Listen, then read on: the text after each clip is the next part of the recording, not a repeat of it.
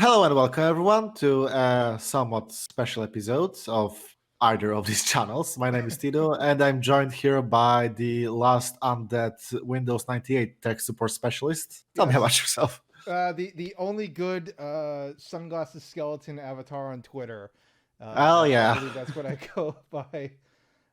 Yes, I'm Windows 98 tech support or Win 98 tech, whatever. I don't know. I'm somewhere online. So something along these lines. Yeah, good Yeah. off to a good start. And you also started doing YouTube videos recently, also on video game reviews, mostly junky games, from what I've seen. Janky games. So far, I've been doing mostly horror zombie games. Mhm. The more obscure, the better. Usually about one video a month. I'd like to increase that, but I have a terrible workflow, and I don't put them out quite as often as you do. But Yeah, I know that pain. Like, I can make 3 videos in a month, or I can do like one in 3 months. yeah, but It honestly depends. so we are here to talk today about a subject that I think we have something of a shared interest in, and that Oh is yeah, the wonderful weird world of Eurojank games. correct. So I think it's we should start with like the notion of how do you understand Eurojank and why do you gravitate towards these games?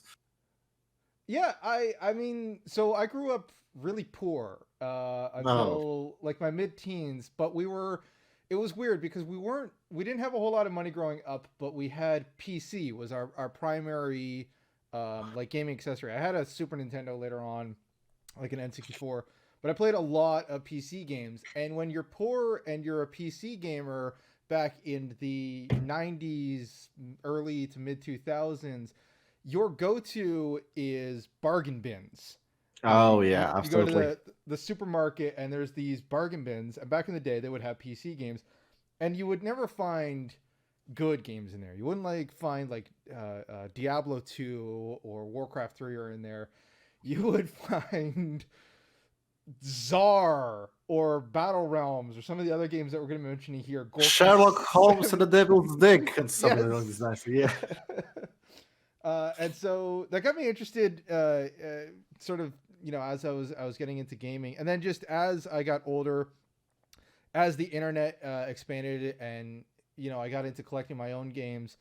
Eurojank was just, I guess my biggest craving when it comes to gaming, and I've mentioned this elsewhere, is originality. Like I don't like games that are so so much the same. I like something that's original and weird. And Not a fan of Ubisoft. Yeah, I get it. yeah, not a fan of Ubisoft. If you gave me 100 copies of like the Division 2 or like a single copy of Pathologic 2, I'm gonna be so much happier with that Pathologic 2 because it's gonna feel so unique.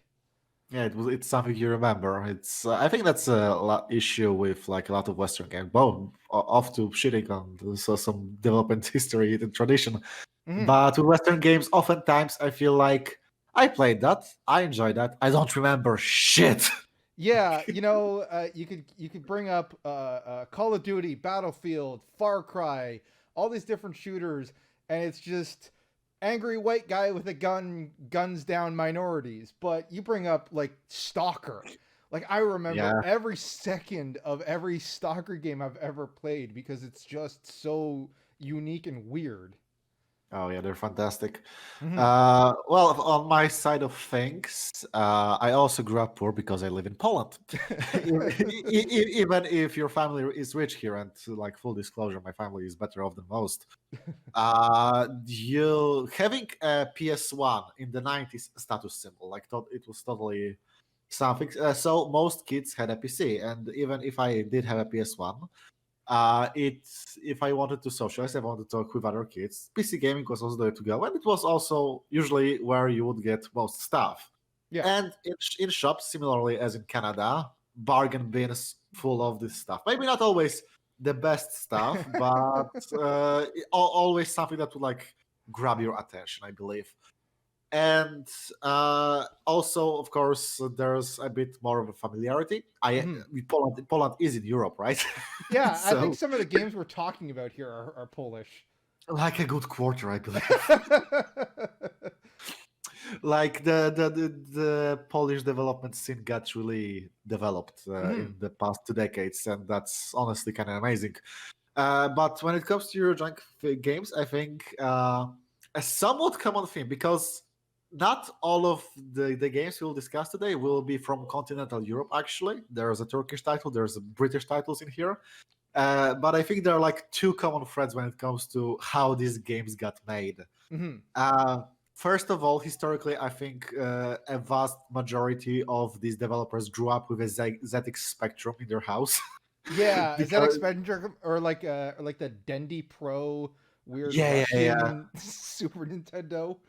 That's like past my time, but these computers were super popular in Europe. Yeah. Like my dad had one, my cousins had some, and there was also this entire scene of game magazines that printed code for games that would Mhm. let people copy those games and do them themselves, and then like edit them. And I think this kind of work ethic bleeds out into European games, because it's a lot of, hey, what if we did this? Can we somehow adapt this into gameplay? Yeah.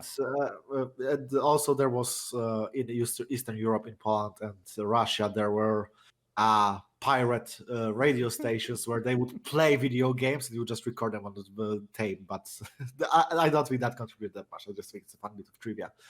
You sorry, And you were able to transmit games over radio waves? yeah, because early computers used The videotape, right? yeah, magnetic tape. For storage. Yeah, so they said, okay, like for on this day from 4 p.m., turn recording on, and we'll transmit the game. You can just record on your tape. That And is insane. if you try to listen to that, it was. But, no. I remember when I was a kid and like Nintendo would do like Nintendo DS demos in like Walmart. That blew my mind. But the idea Oh of yeah, that's great. tuning into a radio to download like an old DOS game is psychotic. It is. Yeah, it was a weird time. The full disclosure, it's before my time. It was my cousin's generation. I was born into capitalism. Oh, there you go. Uh, Okay. yeah. I was born in '93, and communism collapsed here in '89. Yeah. But also, I think with Eurojank games, as you mentioned, originality. But I think like the common thread here is a sort of ambition Yo, yes. to create something new, and maybe something that conveys something from real life into games that was not done in traditional game design. Yeah. But also at a cost of something, because being a trailblazer also always has a cost. I would say it's not quite on the same level, but one of my other hobbies is watching terrible movies. You know, stuff like The Room, Oh Birdemic, yeah. stuff like that. And somewhere, someone, and I wish I knew who said this quote, said that the perfect meeting point for something to be interesting is a combination of ambition and incompetence. And I kind of think that's where some of these games land, is that these were from developers or groups that wanted so bad to do something insane and cool and groundbreaking, and they did not know how to do it, and they did their best. And But that's what we goddamn, got. did they try? They tried so hard. So I guess let's just get right into it, because we've sort of gone over what Eurojank is. We have a list here of some games that we want to Correct. discuss. So I'll Yeah. let you start off here, because I think your first game is probably one of the more infamous. Yeah, the game wanted to start off with is a German production by the studio Piranha Bytes, Yep. which is called Gothic. Piranha Yep. Bytes also, I think everything by Piranha Bytes classifies as a Eurojank. They did Gothic games 1, 2, 3, not 4. They did recent games and Yes. Elex most recently, but Yep. I want to focus on Gothic 1 specifically because I think it is their best game.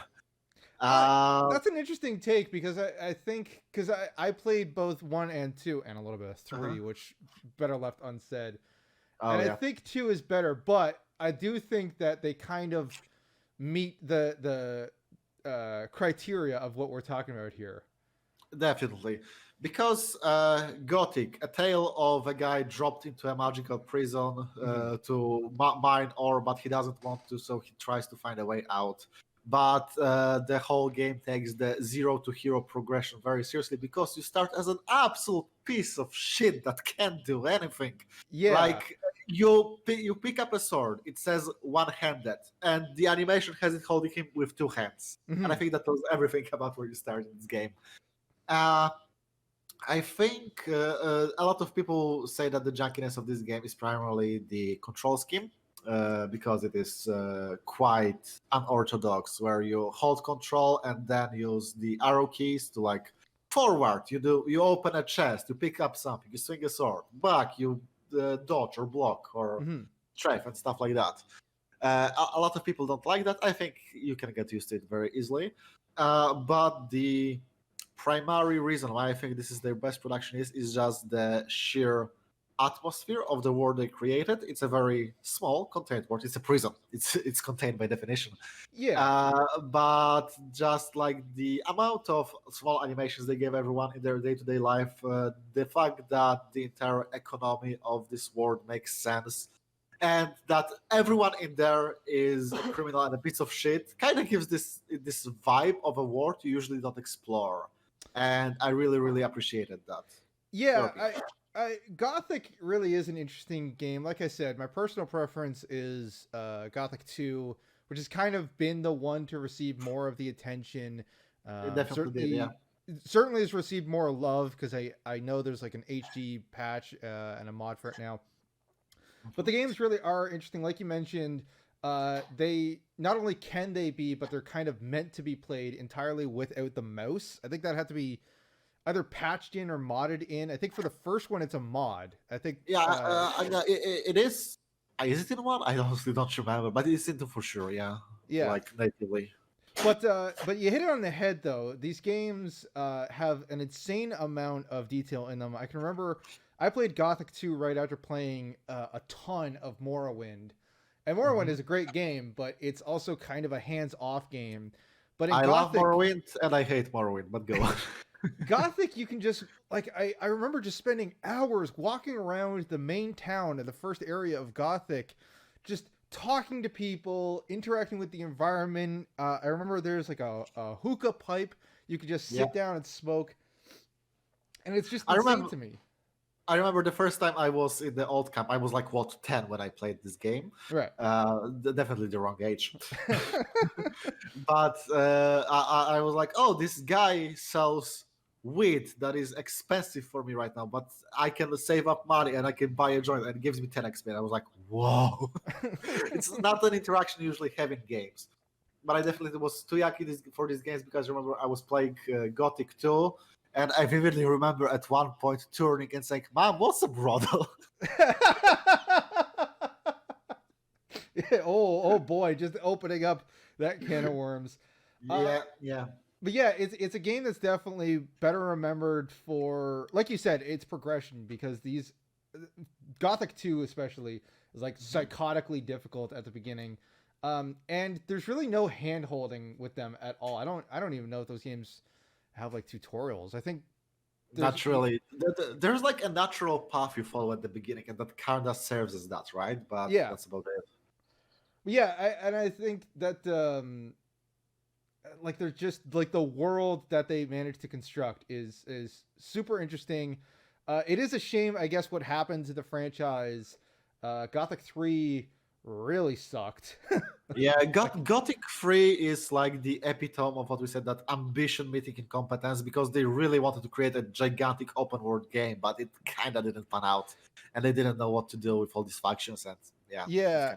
I remember a PC Gamer magazine ad way back in the day, and I'll never forget this. The ad was it was just a Gothic 3 logo, and it said, "We loved Gothic 2 more than we loved Morrowind, and we're sure we're gonna love Gothic 3 more than Oblivion."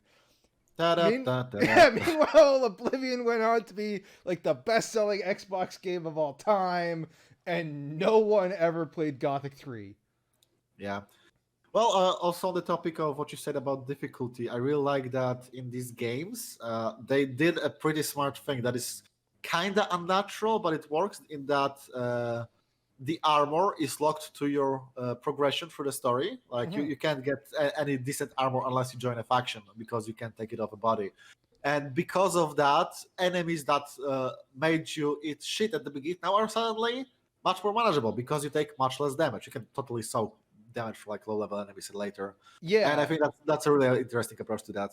Yeah, those games definitely become total power fantasies at the end. I know Oh I yeah. have a lot more experience with Risen and Risen 2, which Uh-huh. I played not even that long ago. And yeah, by the end game of those games, like you are just walking through enemies.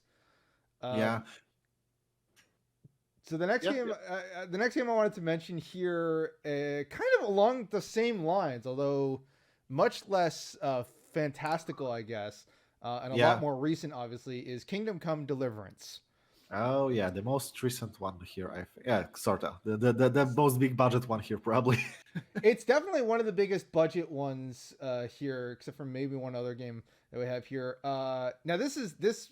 I think for a lot of people, this was their exposure to Eurojank because this is now it's moved what 3 million copies. I think it Oh, was that's nice. like a genuine bestseller. It made back all of its money. It was a Kickstarter to start with, and just it smashed all goals, and it's definitely yeah when it came out and even now it is just such a weird experience. So if you've never played it, Kingdom Come Deliverance, which is an annoying name frankly, It is is. Yeah. a it's a first person RPG at face value not that dissimilar to say Skyrim, because it's like I said first person, it's a medieval RPG, and you know have to level up your stats and your weapons and your armor and stuff like that, but where it goes to the insane degree is its adherence to like immersion. I would almost say it's more of an immersive sim, except that it's not reactive enough. Yeah, that's true. Unfortunately. But probably the thing I'll say about Kingdom Come Deliverance, it's a great game that I absolutely love, and you can get tons of hours. I think I'm at over 100 hours in it, and I think a single run, if you have the DLCs, can run you like 60, 70 hours.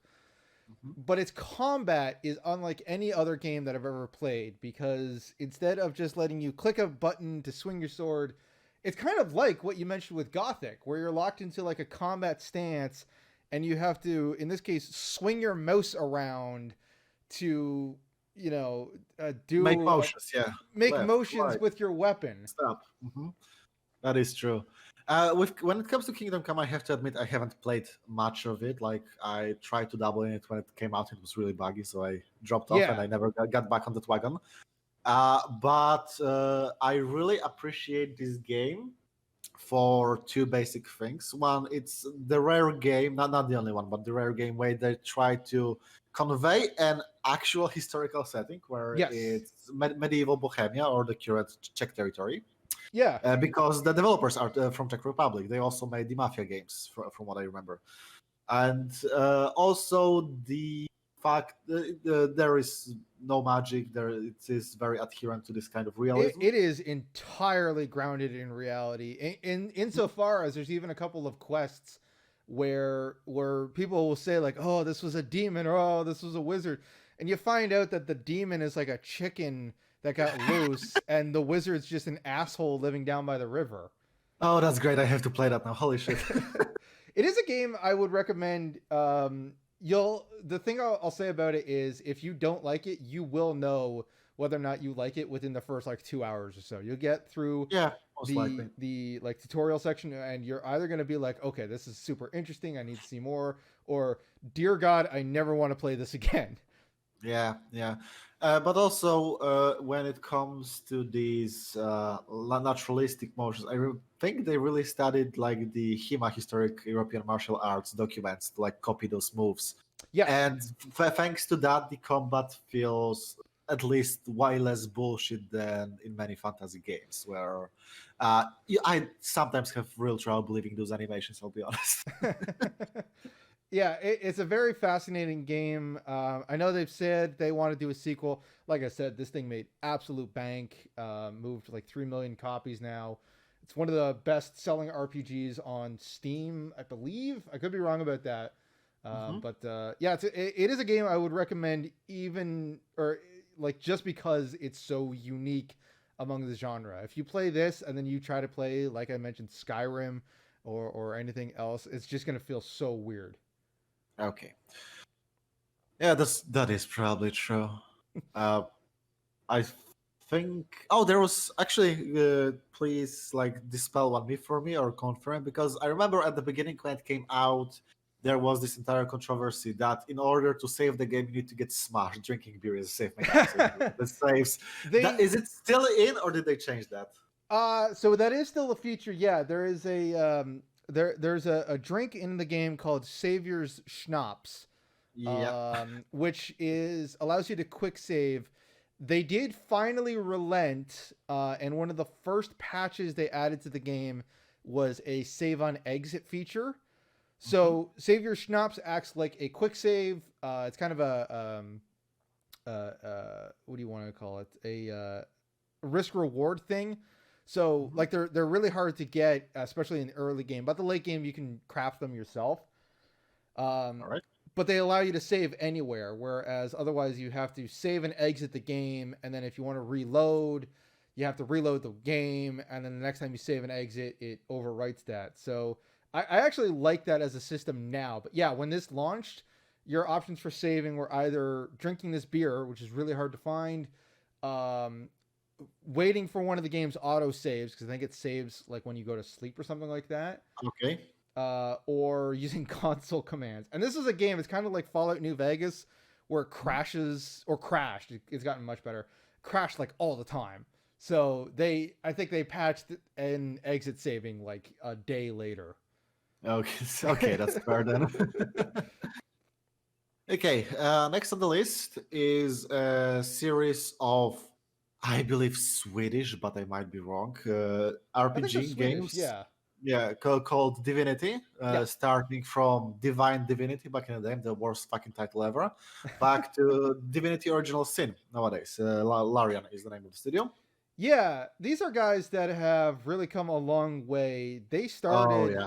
They started off very much, almost I would say rip-offs because the Divinity games were rip-offs seems mean, but they were obviously taking inspiration from like Diablo 2. Yeah, it was very derivative of that style of games Derivative. back Yeah, then. that's a good word for it. And then as time went on, they have totally gone off and forged their own stuff. The Mhm. Divinity Original Sin games are probably two of the best turn-based RPGs ever released. I'm super glad these guys got their hands on the Baldur's Gate IP Yeah, now. yeah. I live with someone who is playing Baldur's Gate 3 early access as we speak. Well, not as we speak, but right now. And she is really says that, yeah, it's just as good as Divinity, not better, because all the intricacies that you get from D&D are also implemented here in a very good way. But we're not talking about Baldur's Gate, we're talking about No, Divinity. we're talking about Divinity. So, Um, yeah, I just want to say, not a fan of Divine Divinity or Beyond Divinity, because I'm not a fan of Diablo games, like, in general. I they're appreciate the humor they have, though.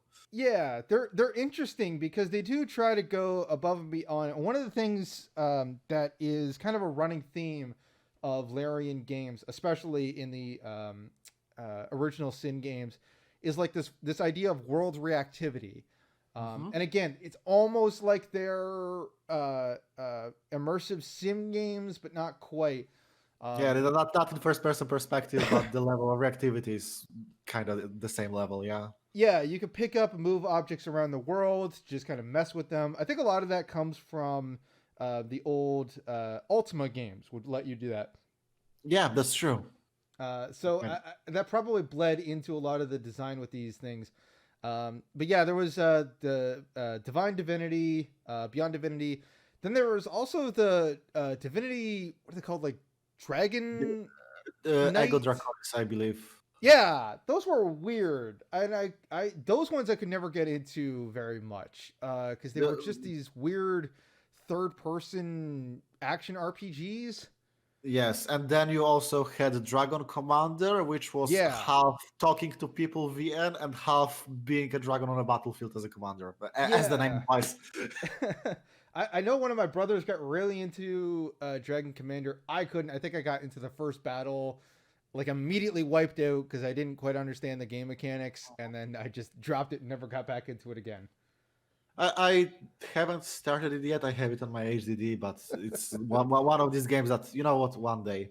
But original Sin games, which the first one was Kickstarter, so was the second one, but it was kind of a They given the success of the first one. Yeah, Yeah. they said they did a Kickstarter for 2, but they're like, we can make Original Sin 2, but if you give us more money, we'll make it better. And man, did they ever, because Original Sin 2 is Yeah. fantastic. Yeah, Original Sin 1, like, I think it's a great turn-based game. Mm-hmm. I think it has a lot of great ideas. It's really reactive. The story is kind of the main plotline. Like, I think the comedy and side quests can be really good. It's strong. Yeah. But I also think it drags a bit because they go through this idea of like 4 words and every word is a hub with like a lot of, and by the third one I was like, okay, let's get this over with, honestly. Because the Yeah. combat doesn't change much in that game. No, it does. Original Sin. It Yep, kind of go on. plateaus, and I think it's something that Original Sin 2 does a little bit better. I'll let you continue. No, I want to say Original Sin 2, on the other hand, is one of the best RPGs of all time. And if you Yeah. haven't played it, what the fuck are you doing? Go. It's incredible. I love playing it. I've beaten it twice now. I played it single player, but I got to be honest, the better experience, get 3 friends and play it as a 4-player party because it's hilarious, it's chaotic, it's insane. Yeah. And again, I'm glad they got Baldur's Gate because it's the closest experience I've ever had to a video game version of a D&D session. Yeah, exactly. I played it with my fiance and roommate. Well, she was my girlfriend back then, and our roommate. And it took us like, I don't know, maybe 3 months of playing every other night. It's a long game, Oh yeah. but it's like some of the best fun we had because at the start it's just like you're very fun, reactive. You can do a lot of stuff. You can banter between the characters because Mhm. at the start nobody really likes each other in that party. I think it's pretty good. But the story is actually pretty developed and gives everyone stakes and a reason to be there and some actual individual plot threads because they exist in that world. They're recognized by people. They have their own ambitions. And that actually led us to organically role play in that game. And I think Mhm. that's magical every time that happens in video games because it's hard to pull off. Yeah, I think the idea of giving, I mean, obviously you can make your own custom player, but I think the idea Yeah, of giving the, what is it, 5 or 6 pre-made 6. characters full backgrounds in the game was absolutely brilliant, and I loved finding all the side quests related to these characters. Oh yeah. I should have said, yeah. I mean that the fact that we all played as one of these characters because they would usually be companions in the game, Yeah. but you can choose to play as them, which is a genius move. They're also doing that in Baldur's Gate. Thank you, Larian, save us. uh, Next up is Sacred 2. Now, Sacred and Sacred 2, much like Divine Divinity, are very derivative of Diablo. I mean, Sacred 1 is a straight up just bulge faced Diablo ripoff. It's Yep. an isometric RPG where you click about 4 bajillion times and you kill everything. And then Sacred 2 is weird because if we're talking ambitious, Sacred 2 for the longest time was one of the biggest game worlds ever. And I Mhm. think it still kind of ranks up there in the top lists in terms of scale. The game is massive, like psychotically, insanely massive. It is filled to the brim with quests. I don't know if at some point it was supposed to be an MMO and then they just like canned that and just made it single player. But it Does it is, also have the MMO quality of quests? yeah, oh yeah. I mean, Okay. listen, this game has like 1,000 quests and 997 of them are go here and kill X number of enemies, or Oh no. go I get to enemy camp and steal back, whatever MacGuffin we have. it. Mhm. But it has a lot of weird qualities to it that I think aren't talked about enough when, the once a decade anybody talks about Sacred 2 anymore. Yep. In that it has a whole bunch of like in-game events. Like there's a touring rock band that you can run into in the game that moves around in real time, and there's all these like different caravans that move around the game world.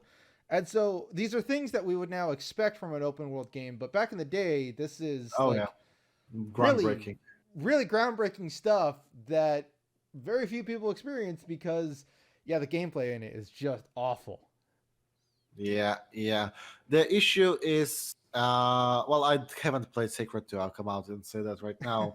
But I have heard a lot of wrong about it because, again, my fiance was a big fan of Sacred 1. It was a good Diablo clone. She Oh yeah. enjoyed that. She bought Sacred 2 on release and she hated it, in part because of the bugs, I believe she said. Oh yeah, it So is a buggy, when buggy you mess. when you mentioned that, and I looked up all the games on our list, and it's like it has an average user score of like 8 something. I was really surprised.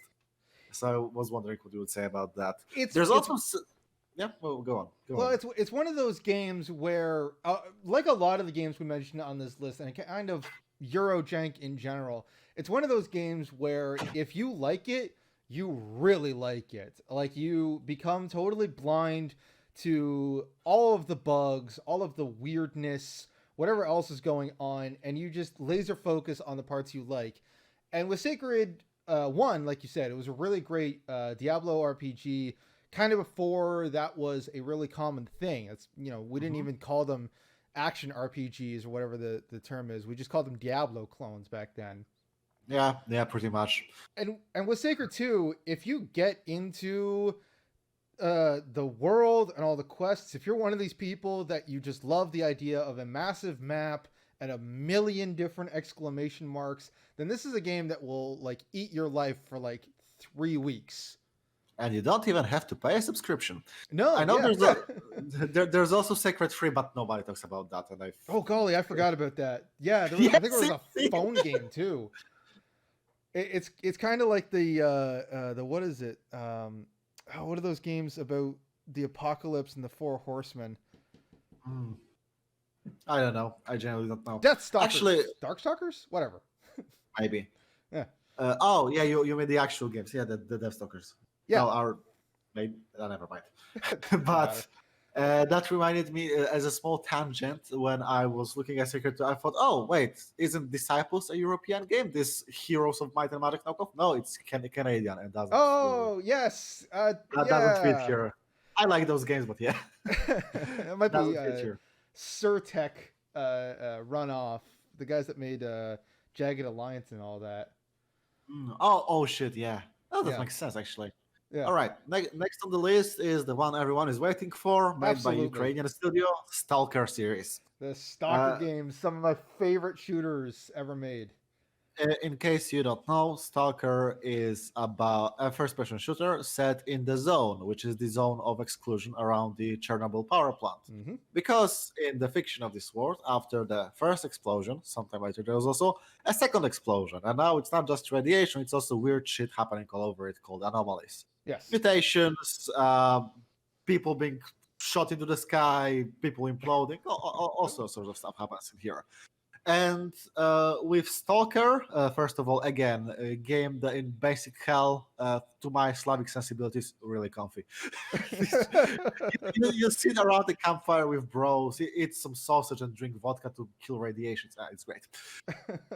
But it's also when it comes to what they were ambitious to do. First of all, it's pretty survival-ish, I would say, Mhm. in its execution because encumbrance plays a big role. You won't just swoop up all the guns after dead enemies. You just take your guns, the ammunition you need, maybe some provisions, and that's it. You need to care about what you carry. But also, they try to make this world reactive. There's a lot of interactions between the world and NPCs that's completely unscripted and just go outside and say, "Oh, this is happening now. Okay, they are fighting some dogs, or they are fighting this other party, or this guy is just sitting there bleeding." Yeah, Yeah. cool. Yeah, the story behind Stalker Shadow of Chernobyl, the first game, is absolutely fascinating, and there's a fantastic documentary that you can find on YouTube where this guy, and I will look him up and make sure that I properly, notate this. But this guy literally played every beta build of Stalker from like 2001 when it was a game about fighting aliens on like an Unreal Tournament map to Oh, its announcement in 2005 when they had figured out what they wanted to do to its final labored buggy release in 2007. But it's more than I think anything else on this list has managed to really build a community around itself. oh yeah, Again, absolutely. kind of despite all of its massive major flaws. I think it's one of the few games. A lot of times when you tell people to play, a more niche title, a lot of times they'll have like mods made by the community. And you kind of don't want to say like, oh, you have to play it modded. I'm not going to say that with Stalker, Shadow of Chernobyl, or what is it? Clear Sky. I think that's the second one, right? Yeah, Clear Sky was the second Yeah. one. Absolutely, do yourself a favor, find one of the bug fix mods, and just slap that right on. Yeah, exactly. I want to say like there's a gigantic modding community for Stalker. I think saying that it's the Skyrim of modern settings is a bit of an overstatement, but the energy is there. Like the community is completely crazy. Not to play the game for its story or whatever, but to just exist in that world. Yeah, And it almost goes I should. beyond that because the best way to play it now is probably one of the free versions of it, which don't even have stories anymore. Oh yeah. Hmm. Damn. Honestly, when it comes to Stalker, I'm pretty bad at shooting games, so I didn't enjoy it initially when I played, but I did get hooked later. I only played Shadow of Chernobyl on That's the best release. one. It's still the best one. Yeah, so see, nothing close there. I heard some bad stuff about Clear Sky, especially the beginning of that game when they Clear kind of watched it. Sky, yeah, it's very interesting. Shadow Chernobyl is the best one. Clear Sky is kind of the worst one because it's also by far the buggiest. If you are looking to get into the franchise and you want to do one of the official games, my suggestion would actually be the third game, which is Call of Pripyat, Mhm. which is by far like it's the most stable game in the series. I don't think it ever crashed on me. But then, like I mentioned before, there are a couple of free Stalker fan games because the IP is in total limbo right now. Nobody knows who owns this franchise. So That's I the think, one. yeah. Hey, don't get me started on like No One Lives Forever because I'll just start crying. Oh yeah, I feel you there. I feel you there. But yeah, if you are interested in starting the franchise, check out Call of Pripyat, which is a Mhm. combination of the first and third game. It's massive. It's all 3 game worlds plus a few custom made fan maps, and it's everything great about the series completely for free. Neat. Okay, let's go on. Yeah, the next one, speaking of Stalker, I mean, you can't talk about Stalker without talking about our next game, which is, of course, the Metro series, which is Of course it the is. bastard child of the Stalker series, if we're being totally honest. Somewhat infamously, after Stalker released, or I think it was after like Clear Sky released, a bunch Mhm. of the team members from that franchise left. They founded their own studio called A1 or 1A Studio. I might be butchering that. I Uh, probably 1A because A1 is anime, so and I could be totally wrong. I'm just doing this off of memory here. The point is 4A, 4A. 4A, 4A. That's it. Thank you. I was close. A couple numbers down in the phone book. But the Stalker games were a an adaptation of a book called Roadside Picnic. The Metro games were an adaptation of a book called Metro 2033 by Yeah. Dmitry Gluskowski, who is a Russian journalist and writer. Um, Mhm. what's interesting is Gluskowski actually worked on the game. He helped develop the story for the game. So this is And like it his. shows. It really does show because I've read the book and I played the game a lot, and the two Mhm. are very different, but they do manage to hit that same, um, all the same like story beats. Yep. What I love about the Metro games is they absolutely just bleed atmosphere. Hmm. These are Yeah. games. No, I just want to say when it comes to the adaptation level, like Stalker is very nominally an adaptation of Roadside Picnic or the Stalker movie, Yeah, because they kind of, yeah, it's around a zone of ecological catastrophe where shit happens and you need to watch out for anomalies.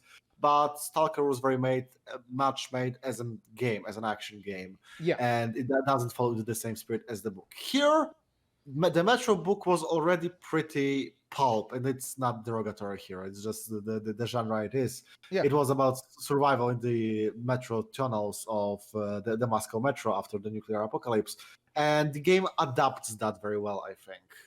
Yeah, it does a really great job of adopting the themes of the book, which are, you know, post-apocalyptic survival, isolation, just sort of man's placement on the food chain, which is a huge theme throughout the franchise.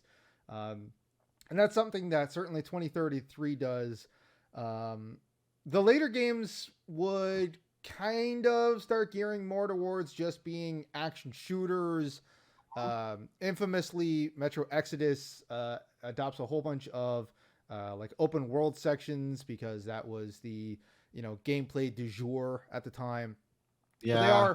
these are three of my downright absolute favorite shooters. I would say Last Light, which is the second game, is probably in my like top 5 shooters of all time. All right. I only played 2033, but I absolutely adore the fact that it tries to switch things up. It doesn't always necessarily work, but like the fact that your currency is high caliber, well made bullets Yeah. that you can, in a pinch, also tap into, I think is a great idea. And also the fact that it came out before New Vegas, but after Fallout 3, and it had a lot of these small moments that made it feel really immersive, which is not Mm-hmm. just walking around hearing people talk in Russian about different stuff, but also like for fact, hey, you need to go outside, put on a gas mask. Oh no, somebody shot you. There's a hole in your gas mask. Quick, change it, or your filter has broken. And all these things just really made you think, holy shit, yeah, this is a nuclear apocalypse, right? Yeah, It's, yeah. it's It's great. the immersion and the atmosphere of these games is unlike anything else I've ever seen. You mentioned the gas mask, and yeah, getting shot and getting holes in it. But even, and I think they added this in Last Light. Like if you get wet, you have to wipe off your mask because you can't see. Oh, that's Um, great. yeah, or the fact that if your mask gets too shot, you have to patch it with duct tape. I would highly, if you're gonna play these games, I would highly suggest playing them on one of the Ranger difficulties, which totally removes the heads up display because you can just Hmm. get sucked in, and they're awesome. Okay, sounds good. Next on our list is, again, going back to Poland, the Witcher series of games. I Mm-hmm. don't think we need to talk much about Free or Cyberpunk, but Witcher 1 came out, I want to say 2007 or 2008. I was in Somewhere middle around there, school back yeah. then. And back when it came out, I have not read the books yet, but I saw, hey, it's just came out. It's a name everybody in Poland knows because everybody loves the books. And it costs like $20 on release. And I was like, why not? And it's the game is a bit rough around the edges, especially at the start, I think. But it has some ideas that I think really shined through, and I haven't seen done in other RPGs really. The people complain a lot about the combat, the riff game combat, which is like wait for it to flash up and then click left mouse button again. Yeah. I think it was serviceable, to be perfectly honest. But this game has a lot of cool shit. Most notably, the entire fourth act of the game is like a love letter to Polish literature and poetry, and also Arthurian. But like the entire main quest that you try to resolve is based on a Polish ballad about a woman who kills her sister to gain the favor of a guy, and I think that was pretty neat. And also in the second chapter, when you're in Vizima, we are in the main city, the entire chapter is a murder mystery where you go around, you gather clues, And when you talk to a guy, you can decide if you believe them or not. And like the game totally doesn't guide you, and you can just say, "No, I think you're the killer," and then that guy is scared of you or is pissed at you, and you don't have access to that content anymore. And that was fucking brave, and I really admire that. And I really think of that chapter fondly. Yeah, that's something the Witcher games were really good at. Now, I'll be totally honest, I've never beaten one. Mhm. The gameplay of it was, and still is, I know they did a massive like 2.0 version that It overhauled a doesn't whole bunch change. of things. But the gameplay of it is, to me, so weird that I can never get into it. And one of the weirdest things about this is The Witcher 1 was actually developed on something called the Aurora engine. Correct, which was the engine of the first ever Winter Nights game. Which, Yes, if so you this if you look is. at that game and at that game, you'll see it on the screen right now. It's fucking black magic how they did it. I have no idea how they did that because Neverwinter Nights is a traditional, possible turn-based CRPG, and The Witcher is like this action sword fighting game. So I don't know what they did, how much vodka they had to drink to get that to work because it shouldn't, I, and it kind of I doesn't.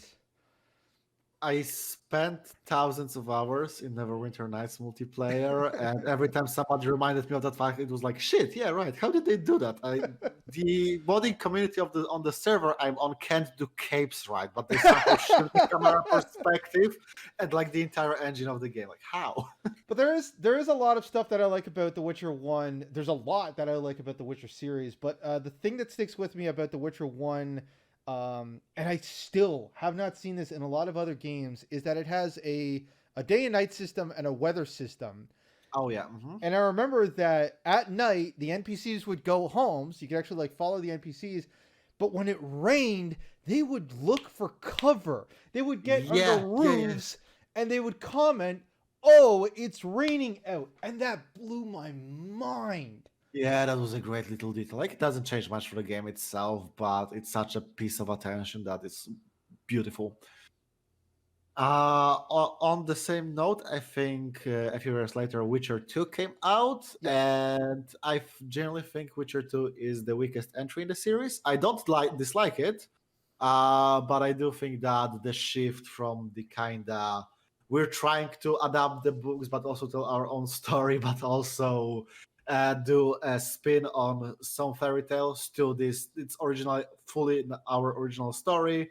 Its focus on politics was kind of weak. But what is admirable about Witcher 2 is the fact that at the end of Act 1, you make a decision about who to join. And based on that, the entire Act 2 of the game is different. Who fucking does that? Like, Yeah, Jesus. it's something, and this has been commented on now about a lot of Western AAA games, is that they're so afraid to lock content off to make players have to replay the game that it almost seems like every game is just sort of becoming this gray goo of an idea, right? Like why would I ever replay this? I've gotten 100% of the content in a single run. But yeah, The Witcher 2, you have to literally play like two, maybe three times if you want to see everything that the game has to offer because Act 2 and a good chunk of Act 3 actually will be totally different based on your choices at the beginning of the game. Um, I will agree with you. Witcher 2, probably the weakest entry in the series. I think by the second half of the game, you are Mhm. barely fighting monsters anymore. Like all of the enemies are just, different human thugs. And Mhm. the game really suffers for that because the series is at its best when it's Geralt hunting monsters. Yeah, and having like different dilemmas because of that, or dealing with people's shit because he fights monsters. Mm-hmm. But also, I can't exactly hate Witcher 2 because it's also where the character of Leto was introduced, and I fucking love that guy. Like, he's the primary antagonist here, but he's also really relatable and really understandable. Once at the end you sit down with him, drink some vodka, and actually discuss why the fuck the entire plot happened. I think it was a great moment. Yeah, the writing of those games is so good. The characters are super memorable, like you mentioned, Letho, the dwarf whose name I'm blanking on, but you also get, um, oh gosh, Zoltan Chivay was the Zoltan. You get Dandelion. You get, I'm trying to think what the commander's name is. I want to say Roach, That's the horse. Unless the guy's That's name the is horse, Roche, Roche. Roche. Yes, who is one of my favorite characters because he has just such a dry, angry wit about him, and he has some fantastic Yeah, lines of dialogue. And then, of he might be course, he might be a horseman, but he is a patriot. and then, of course, Witcher 2 really tied nicely into The Witcher 3 with a lot of the decisions, again, carrying over, which I thought was a nice touch.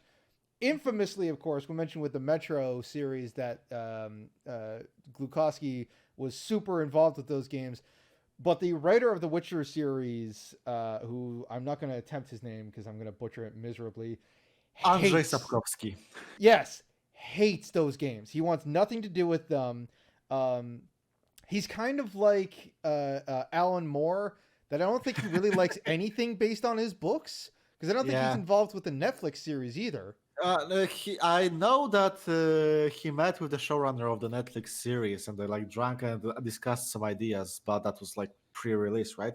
The issue with Mr. Andrzej was the fact that he quite infamously sold entire his rights to the video game adaptation of his IP in perpetuity for like $10,000, I want to say. Oh no, because Yes. isn't The Witcher 3 like we talked about Kingdom Come being a big seller, but I think The Witcher 3 is legitimately like one of the biggest games in terms of sales of all time. Before before Cyberpunk 2077 came out, during the beginning of the pandemic, CD Projekt Red briefly overtook the National Bank as the most valuable company on the Polish stock market. It's Oh pretty big. man.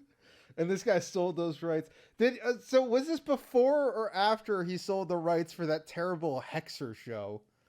Oh no! He sold the rights to the show. It was in the 90s, I believe. It was complete garbage. With Rubber Suit Dragon. Oh, I love that thing. The Golden Dragon from the first short story of The Witcher is like cursed to always look shit in the TV. I don't know why. The Netflix one is also horrible in that aspect. But luckily, the issue was resolved. They sat at the table and renegotiated terms because, according to the Polish law, if after the deal it turns out that it was not fair to the creator, they can renegotiate, which is a really good bit of Polish IP law that I respect that. So now he gets royalties from The Witcher, and now he's satisfied. Now he likes it. Yeah. All right. Moving on, our next one is probably maybe the most niche one on here, which is the X series of games, which are a series of space sims that I guess I would describe it like this, and I think I did this a while back on Twitter, but I would describe it like this: if you're looking at space sims, your like baby's first space sim now is probably No Man's Sky. It's most likely easy, it's comfy, it's colorful, it's fun to play. You could just slip in and have fun. If you want to be like intermediate, you have Elite Dangerous, which is a game I really love, but it is basically just space truck sim. If you want to be scammed out of all your money, you have scammed out of all your money. You have Star Citizen, which is promising the world and delivering nothing. And if you are absolutely batshit insane, high on crack, and you love spreadsheets, but you don't like other people and you don't want to play Eve, you have the X series.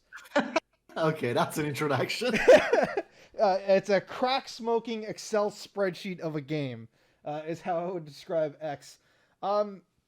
These are games that, boy howdy, where do I start with these? I think they've only really ever had like one truly great game, and that is one of the versions of X3, and I want to say it's Terran Conflict, because they released X3 twice. Then they had X4, which was this miserable failure. It's like one of the worst space games of all time. Oh, that's a shame. and now they have X4 Foundations, which is great. It's lovely. But these are games not meant for normal people. If we want to talk about niche, then these are the nichest of the niche because they are. It's not a space flight sim. Like this is not. You're not going to get in the ship and fly around worlds, blowing up space stations and stuff like that. Mm-hmm. You can, but that takes 700 hours because in the meantime, you have to hold down a job. Yeah, so what's this about an Excel spreadsheet? Tell me. So the main focus of the X games, despite what some players might say, because like I said, you can fly around, blow stuff up, explore the lost universe, but the main focus of it is you want to make that bank. You want to get that cheddar. You want to bake that bread. I get the analogy. You want to make a cheeseburger. Okay, go on. Yeah, you gotta make a cheeseburger. No, the games are all about trying to make money. And like I said, it's very similar in a lot of ways to EVE Online, but single player. You are buying commodities. You are taking on, delivery jobs. You are just grinding 9 to 5 to make money, to buy things, to make money, to buy things, to make money. And if that's something that you're into, these games can really snowball very nicely, especially the later entries, because you start to get into the game actually calls it empire management. You'll start to build your own stations, hire your own staff, sell your own goods, manage your own imports and exports. Yep. All to just feed this self-contained economy in this game. It's all about the money. It's all about the money, yeah.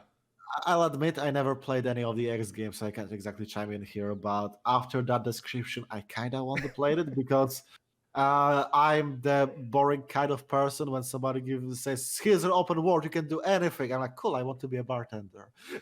that is these games, yeah. I mean, not down to that level, but certainly down to the level of just becoming part of this world. You are not the hero here. You are some schmuck with a exactly. Being just a dude in a bigger machine is, I think, is always fascinating in games. Yeah, and these are games that definitely do that well. Yeah, I'm not sure which one I would recommend. I guess X4 Foundations is the easiest one to get into. I would say if you're somebody that wanted more out of a game like Elite Dangerous, like No Man's Sky, then X is probably the game that's got something close to what you're looking for before we start getting into really esoteric space sims. I get like the Eva Cronia games or whatever they're called. Next on the list, we have a Spanish game, if I recall correctly, a series of games called Commandos, which I think pretty much kickstarted this entire trend of like squad-based strategy. Yeah. It's a game where you control a group of allied commandos during World War II from a top-down perspective, and you have 6 dudes. The Nazis have like tens of hundreds. So you need to be smart, you need to sneak around, you need to use their specific qualities to get around. Like, for example, the spy can dress up as a German, the sniper can snipe people at a distance, the Green Beret can make a trap, and so on and so forth, to get to your goal and get out. And these games, I think, are very interesting. I think Commandos 2 is probably the best in the series. It's updated to a 3D engine. It got way more characters, way more missions, and I think it's just a really great game. Yeah, these are games. Now, I remember the advertising for these games saying stuff like the tutorials will make you cry and stuff like that because they are like brutally, psychotically difficult games. Like you mentioned, you have a team of like 6 guys taking on at times. I think some of the maps top out at what, like well over 100 Nazi soldiers on the maps. Yeah.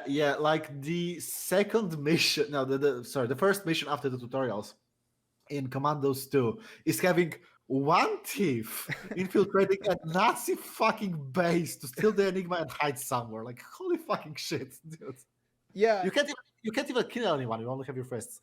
Yeah, they're definitely games that you have to play very smart. I remember we had a demo disc of the first game, Hmm. and I probably played this demo mission like 100 times, and I think I maybe completed it like twice because you would always miss something. There would always be a soldier somewhere that you didn't Yeah. quite miss or didn't quite see.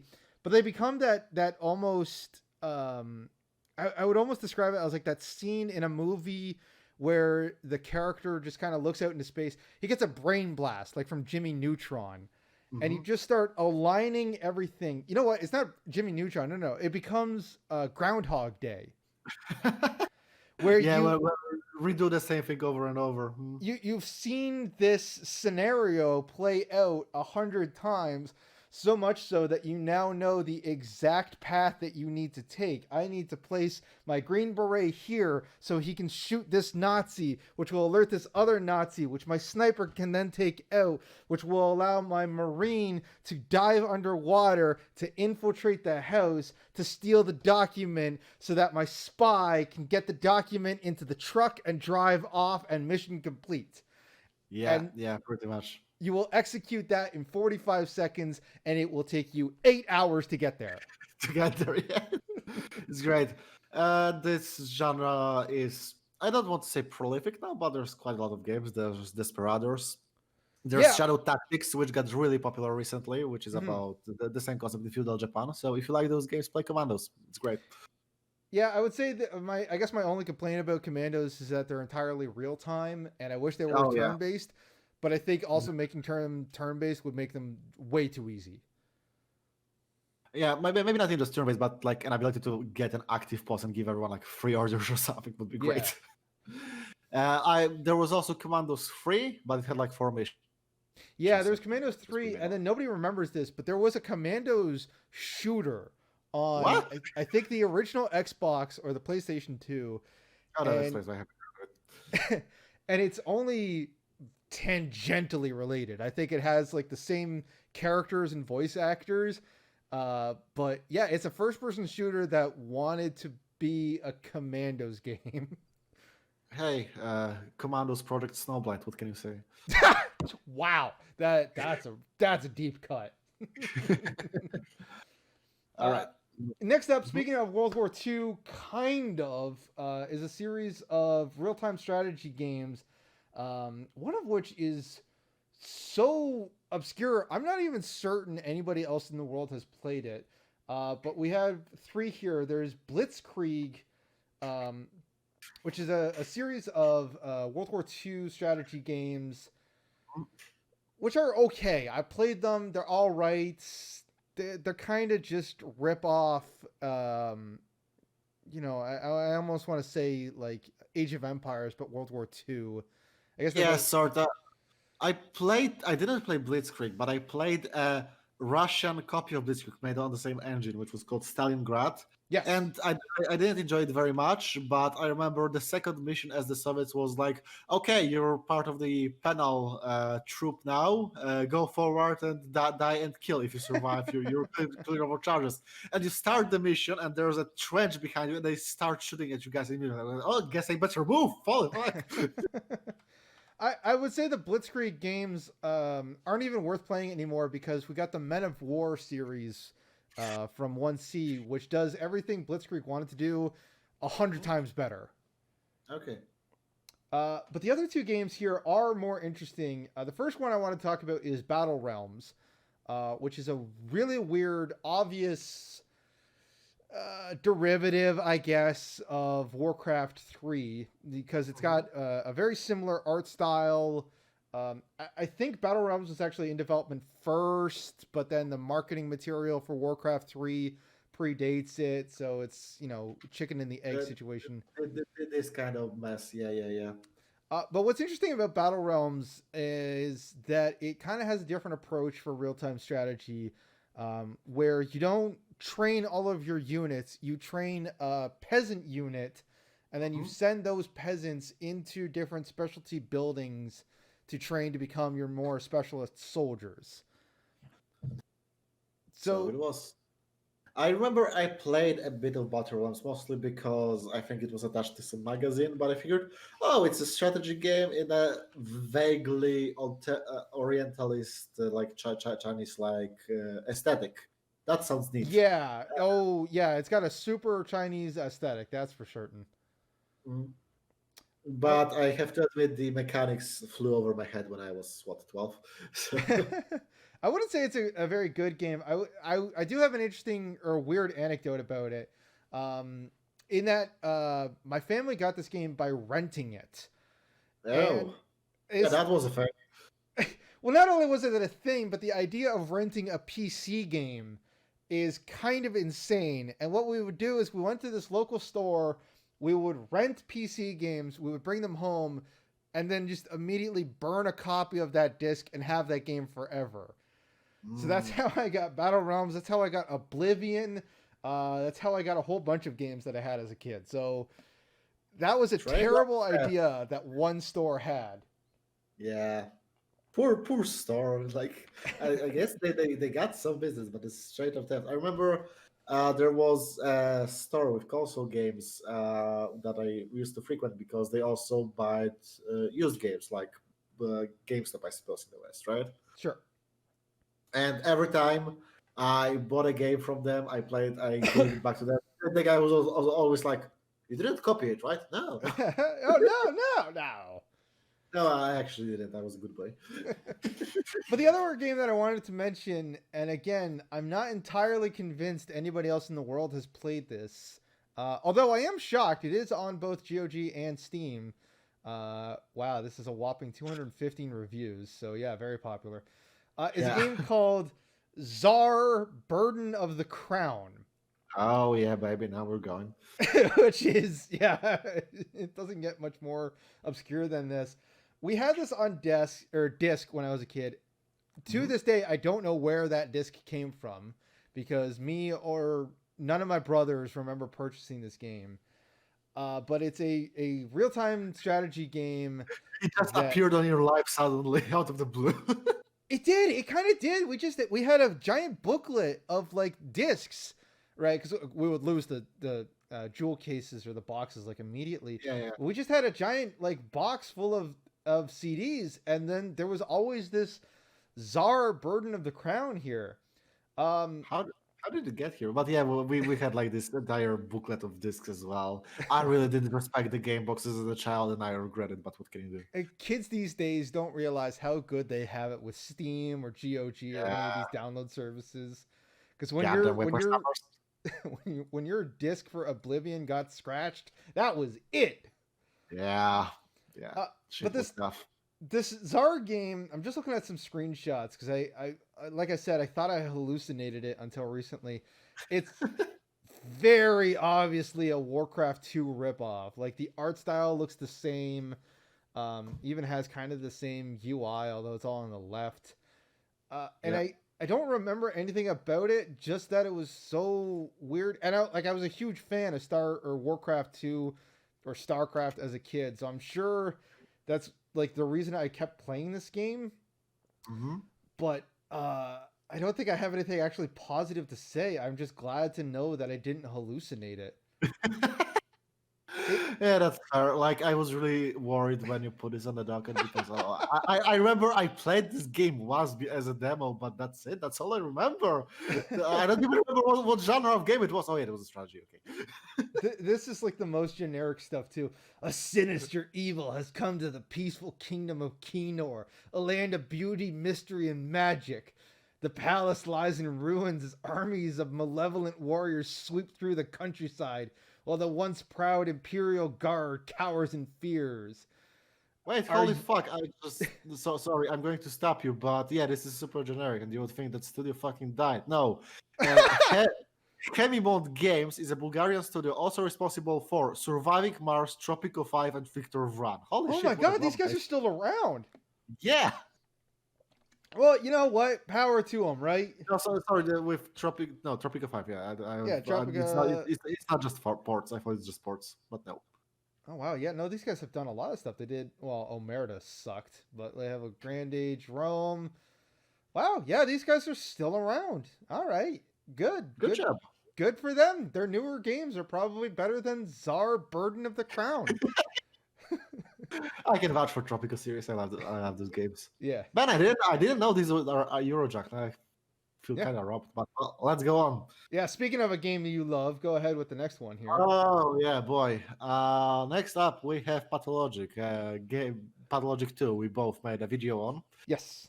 which is a survival game set in a town which is slowly but surely killed by a plague over the course of 12 days, where you in Pathologic 1, Pathologic 2 is a remake, so I'm kind of talking the same terms here. Yeah. You play as one of three healers, either a guy studying death who came from the capital to find an immortal guy in here that dies the moment you arrive, a local kind of shaman, they call him the kind of respects, that also left to study surgery and came back at his father's behest. And finally, a literal child that woke up in a grave and has meta knowledge about the fact that this is a goddamn game. And this game is, I think, both one and two, is truly unique in the landscape. In that the authors are very clearly fine arts nerds, the theater nerds, Oh yeah. and they really try to convey that grandeur and sense of scale both through the narrative and gameplay, because the gameplay is ball-bustingly hard. You know you are dying just as much as everyone around you, and I love it. Yeah, I think I described Pathologic 2 as one of the, if it's not the best games of last gen, it's certainly one of the most interesting, Mhm. because it's a survival horror, but the horror is surviving. Yeah, As you mentioned, you're trying to survive against this plague. Your player character is not immune to that plague. You can get the plague. You probably will as you play the yeah. game. And Um, hey, when the game tells you, hey, you know what, this plague is incurable, and that's the biggest problem, you're not exempt from that. Yeah, yeah. There's ways around it, but they're just as bad as the plague itself. What I love about Pathologic 2 is, well, pretty much everything except the gameplay itself. Oh yeah, Um, it's just, but I'm a big fan of the writing of these games. They are the most fatalistic I have ever seen a game story be, except for maybe, some really obscure indie games that deal with like death and suicide. But the idea that the game just hits you over the head constantly, like you are not going to save everybody, people are going to die, it's kind of your fault, and your attempts at solving this are folly. And yeah. it's so crushing. The first time I played the game, I got to like I think it was like day 8, Mhm. and by day 8 things are just, they're so bad. Like half the town is dead. Most of your friends are dead. You can do side quests to stop them from dying, but you only have so much time. Yeah, it's on And the clock. Mhm. I had to put the game down for a little while because the thought of trying to continue it was just like, man, this really hurts. Yeah, it really does. Like the first game by Icepeak Lodge that I played was the first Pathologic when they Mm-hmm. made the HD re-release of it in 2015. Yep. And I played the Bachelor scenario like in the span of like 2 weeks. Did the entire thing, and I was like, "Well, that was great. That really made me think. That was really hard. I'm not touching this for a year. No Yeah. way."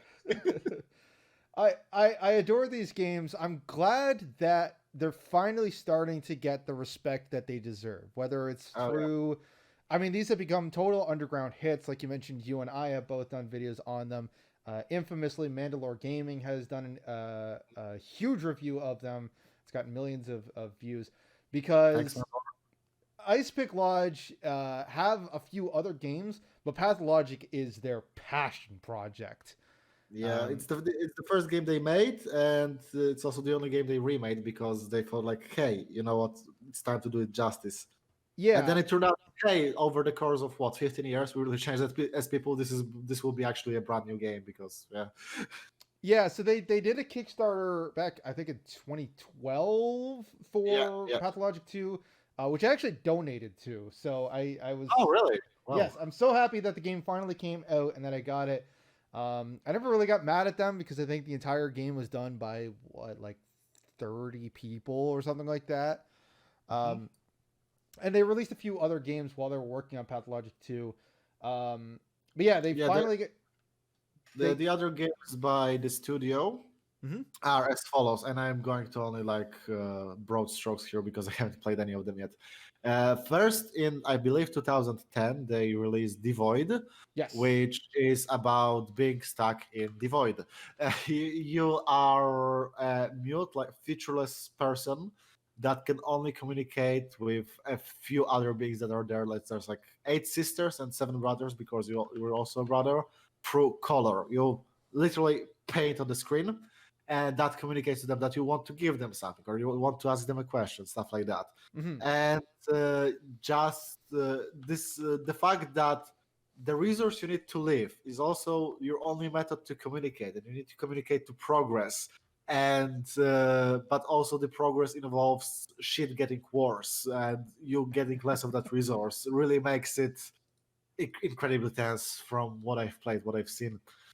uh, the other game they made was Cargo Quest for Gravity, which is totally alien compared to their other output, because it's about a world where there is no gravity. It's really colorful, and you kick little gremlins around to gather food.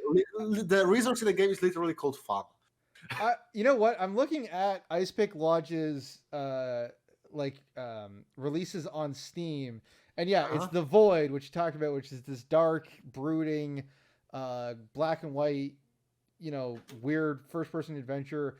After Yeah. that, they had a game called Knock Knock, Yeah, which is a that's aside from Pathologic 2, that's their most recent title. They made it in Unity, and a lot of streamers apparently played that, and they get a lot of money from that, so that was nice.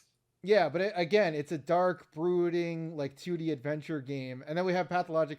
So it's almost like that like joke image of like the heavy metal bands, and you have Yeah, yeah, all of these like spiky, dark, depressing, angry things, and then right in the middle is Cargo. Quest for gravity. Create yeah. crazy yet functional custom vehicles in your own unique style. Like, okay, what That's exactly it. Yeah, that's so jarring. somebody was out that day and they just went nuts. They're like, all right, I'm sick of doing like dark, depressing games. We're making a game about flying gravity ships.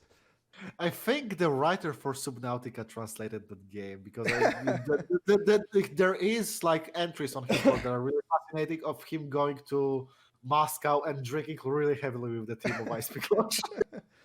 But getting back to Pathologic, I mean, I absolutely adore Pathologic. It's oddly timely. It would be difficult to Oh suggest yeah. playing a game about surviving a pandemic in the middle of an actual pandemic.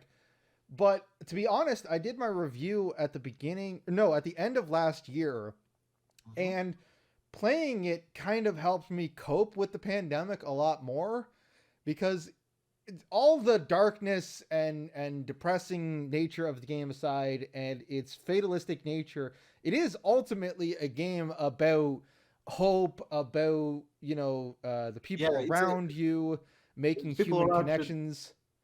Also, the very fact that because of how bombastic it is and how dark everything is presented, when you get that one small victory, it feels so satisfying. Yeah. And I think that really reframes your point of view when it comes to the pandemic because you know that there is going to be an end to it. You will know that some people are going to survive. You know that you will do the best you can, and sometimes that's enough and that's okay. Yeah. Yeah. You know what? I totally agree with you. I think that's kind of the message that the game gives you.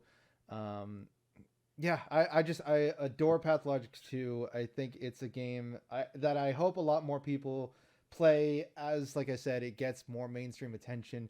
I know they want to do the other paths. They have said, I think like the game's director said that he'll sell himself to science to fund Yeah, those other campaigns because he's just so invested in this game, and I love I I will their go just to the passion. cold before I stop on this project. I think he said. But it's been pretty much confirmed that they are working on Bachelor scenario right now, but Yes. also Iceberg is currently making, I believe, three other smaller projects, Wow. mostly mobile focused. Oh, The, they have a publisher now. They got bought, or they're being published by Tiny Build, which, oh yeah, whatever unfortunately. that's worth. Yeah, that's kind of what killed a lot of marketing for Pathologic too, and that was a shame. But thank you, Mandalore. His back was healed and marketed the game for them. So thanks. Thank you, Pathologic. I'll have you know, I am in one of the Pathologic 2 trailers. Yeah, he is. Yes, The I Xbox am. I One. am. One of my Steam reviews shows up in the accolades trailer, so I will shill this game until I die. It's very like ironic because I think that's how we met. I linked you to that, and you followed me back. Probably, yeah. You know what? That might be true. Uh, Uh, next up is less of a single game or series, more of a studio, and it's kind of weird because a lot of the games that we've been talking about now have been from Eastern Europe, Poland, Ukraine, Russia, all these places. The next up is Lionhead Games, and we were doing the sort of the pre notes for this. And I told you, I was like, I said, Lionhead Games kind of fit the definition, but in the loosest sense, because they are super weird, janky games from Europe. It's the UK. yep.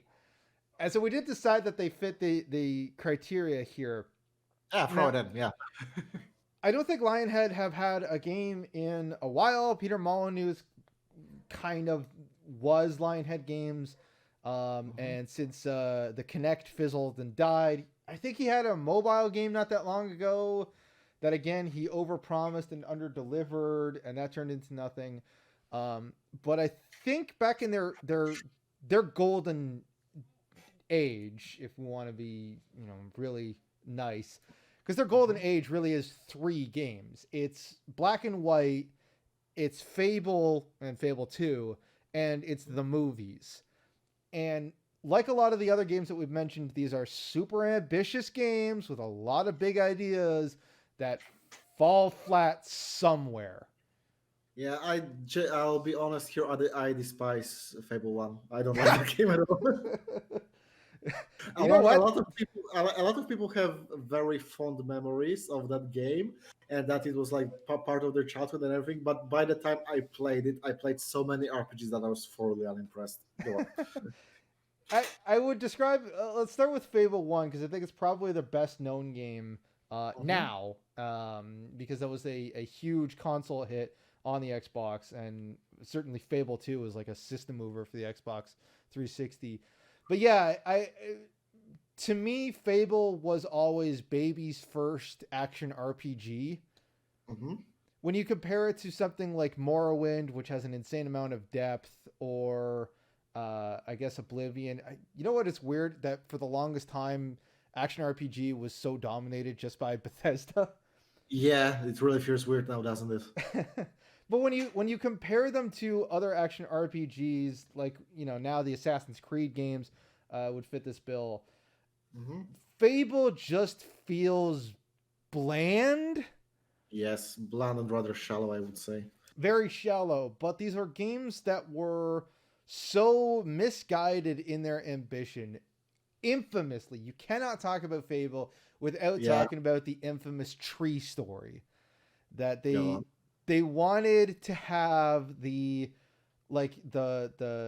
flora and fauna of the world literally grow in real time around you, and that didn't happen. The game just time jumps after a cutscene. Yeah. Fable had a lot of systems that seem interesting, but ultimately go nowhere. Like, oh, you can seduce and marry any NPC in the world. Mm-hmm. Why would you do that to an NPC that has nothing but barks for dialogue? I don't know. Fable, it wanted us to care so much about the world that we were in.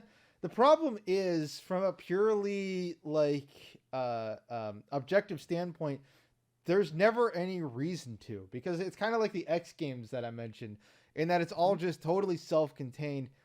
What's interesting is, for a brief split second, that please be interested in this game world did work, because infamously at the end of Fable 2, you're given three choices.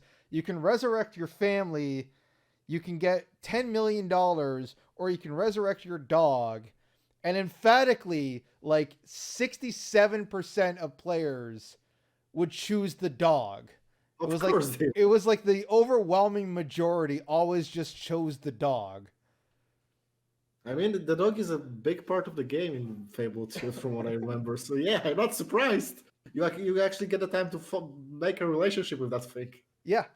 Now, the Fable games are, like I said, interesting if shallow, but their other games were a lot more interesting. Probably their most ambitious and most janky games has to be Black and White. Oh yeah, I love that thing.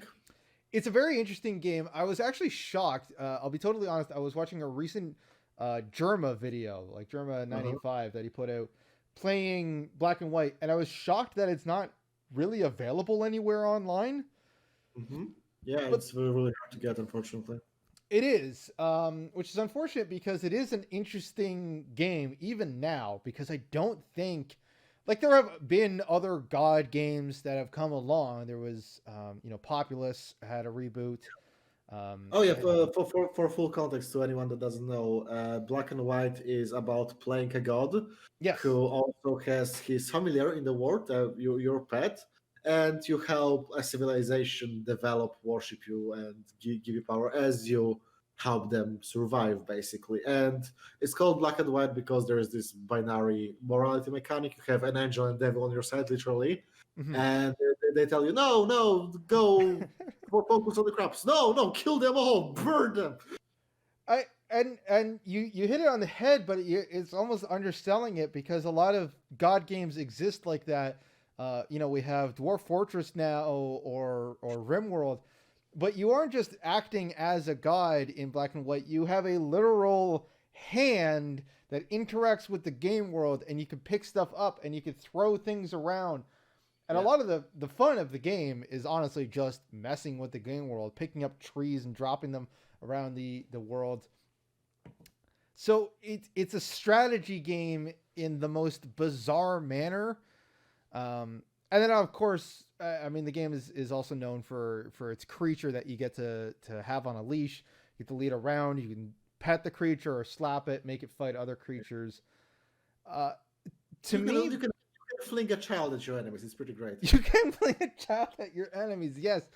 I love doing that. I know there was Black and White 2, which apparently is also not available anywhere. Also wasn't. I played it too. It was okay. It was okay. It leaned a lot harder into the strategy element that 1 kind of had. Because I remember in 2, you can like queue up actual buildings for your civilization. Exactly. But yeah, Black and White almost feels like a game perfect for maybe not a full remake, but certainly if somebody wanted to go back, remaster it for high def screens, whatever, reactivate the multiplayer, because I think that would just be hilarious. And then just like bug fixes, just a ton of bug fixes. Oh yeah, definitely. Make the creatures behave less stupid, make the AI more challenging, would be really interesting. The last game from Lionhead that I wanted to mention, probably my favorite from them, by far, in my opinion, their most interesting, has to be The Movies, which was a film studio management sim that also let you actually shoot and edit your own films with a psychotic amount of pre-made animations. And the fact that this still is not available online, it was at some point on Steam, because there's still a Steam group for it, but it's not on Steam, it's not on GOG, it's not available for digital download anywhere, is like actually kind of depressing, because this game was awesome. Yeah. The movies are kind of, I want to say, in the same category mentally for me, like something like dating sims, where you encounter the concept and it's like, why would you play that? Why would you turn that into a game? And then you play this like, oh yeah, okay, this is a great game actually. Yeah, it's impressive to me. The studio management side of it can be really fun, which is a delicate balance, because obviously, like, people aren't playing The Movies for the management side. You load it up so that you can immediately make the dumbest movies that you could. But the actual gameplay of it was still fun and engaging. And it was, the campaign let you take this movie studio from like 1918 all the way through to, I think, like 2010 or something like that. So by the end of it, you had, at the time, a high budget CG scenes and all this sort of stuff. And you still had to manage all your staff. So that was fun. Mhm. I think the movies was barely too early for its own idea. And what I mean by that is I think it released either right before or like just as YouTube was becoming a thing. And I think if it had released literally Later. like 2 years later, it would have been a massive, huge hit. If they had like some sort of YouTube integration built into it that you could make your movie and immediately just export it out, it would have been huge. Yeah. Now, unfortunately, there's source filmmaker, so it's dead in the water. Yeah. It is kind of sad because, like, I really appreciate the ambition of just turning something that nobody would ever think of when you say video games into a game. But at the same time, it would still be very hard to market this thing even nowadays, and that saddens me. Yeah, I do know it has a somewhat active community still. I mean, every once in a while, I will just get like a shock. I'll be watching something on like 4chan or whatever, and a clip of the movies will come up. I do know that there's a modding community for it, or was at some point with, they're doing what modding communities do best and just, boy, howdy, ruining that game. Oh, that's horrible. Speaking of horrible things, next on the list is a Polish title called Gorky 17. Yes. It's a strategy RPG about basically fighting Resident Evil monsters in a kind of collapsed, kind of post-apocalyptic Soviet region. It's implied to be Poland, but I don't think that's ever gets stated actually. Yeah. And mhm. Gorky is a game that I feel like a lot more people should know about because I think it has an appeal well beyond its actual release. Yeah, So, like I mentioned, it's a strategy RPG. I would liken it to, I don't know, maybe one of the Final Fantasy strategy games. oh yeah, like tactics. Yeah, maybe because similarly to Final Fantasy Tactics, it's very small squad of both your guys and the enemies, Yes. and in both cases, few moves can decide like the entire battle. But because it's very small and contained, you can just restart, and it's not that big of a deal. Mm-hmm. It's So definitely an interesting game. It's a weird game. It's a game I wish ran better on modern systems because this thing runs like junk on yeah, Windows 10. I tried to boot it up not that long ago. Like half the textures wouldn't work, sound clips wouldn't fire off, which is unfortunate because the when I was able to get it to work, it was really interesting. For me, like I played quite a while ago, and the most standout thing to me is always the setting that it's Mm-hmm. like Poland because like the main heroes are Americans sitting there to solve the thing, but then you've got the party member who is their guide, which is Marek Ovich, the local, who doesn't take any shit, and I thought it was just really funny, like trying to give your country representation, but not even as a main role, just as a side character. That's really cool. Yeah, and again, I wish it played better because there's a lot I loved about it. I love that the English version has, yes, real American voice acting. I am John Smith from Chicago. I miss my family in New York. But yeah, you mentioned the Resident Evil style enemies, and it kind of has just that look. You know what? It's, if I had to imagine what a Resident Evil tactics game would look like, I guess Gorky 17 is kind of that. Pretty much, yeah, I would say so. I think like it probably was inspired by Resident Evil because this game came out in 1999, from what I see. Yeah. So this idea of biohazards, and I believe there was some like kind of zombies in there as well Hmm. that just escalate into further and further grotesquity. Was very much Resident Evil-ish, and honestly, the early polygon PlayStation One kind of graphics really add to that uncanny valley effect of that because it's really good aesthetic to do something gross in without that much work. Yeah, I adore PlayStation 1 aesthetics. I'm so happy that's kind of making, I don't want to say a comeback, but it has become sort of the look of the day for a lot of indie developers is that very lo-fi, low poly PlayStation 1 horror look of the old Resident Evil games. I love games with that aesthetic. Yeah, yeah.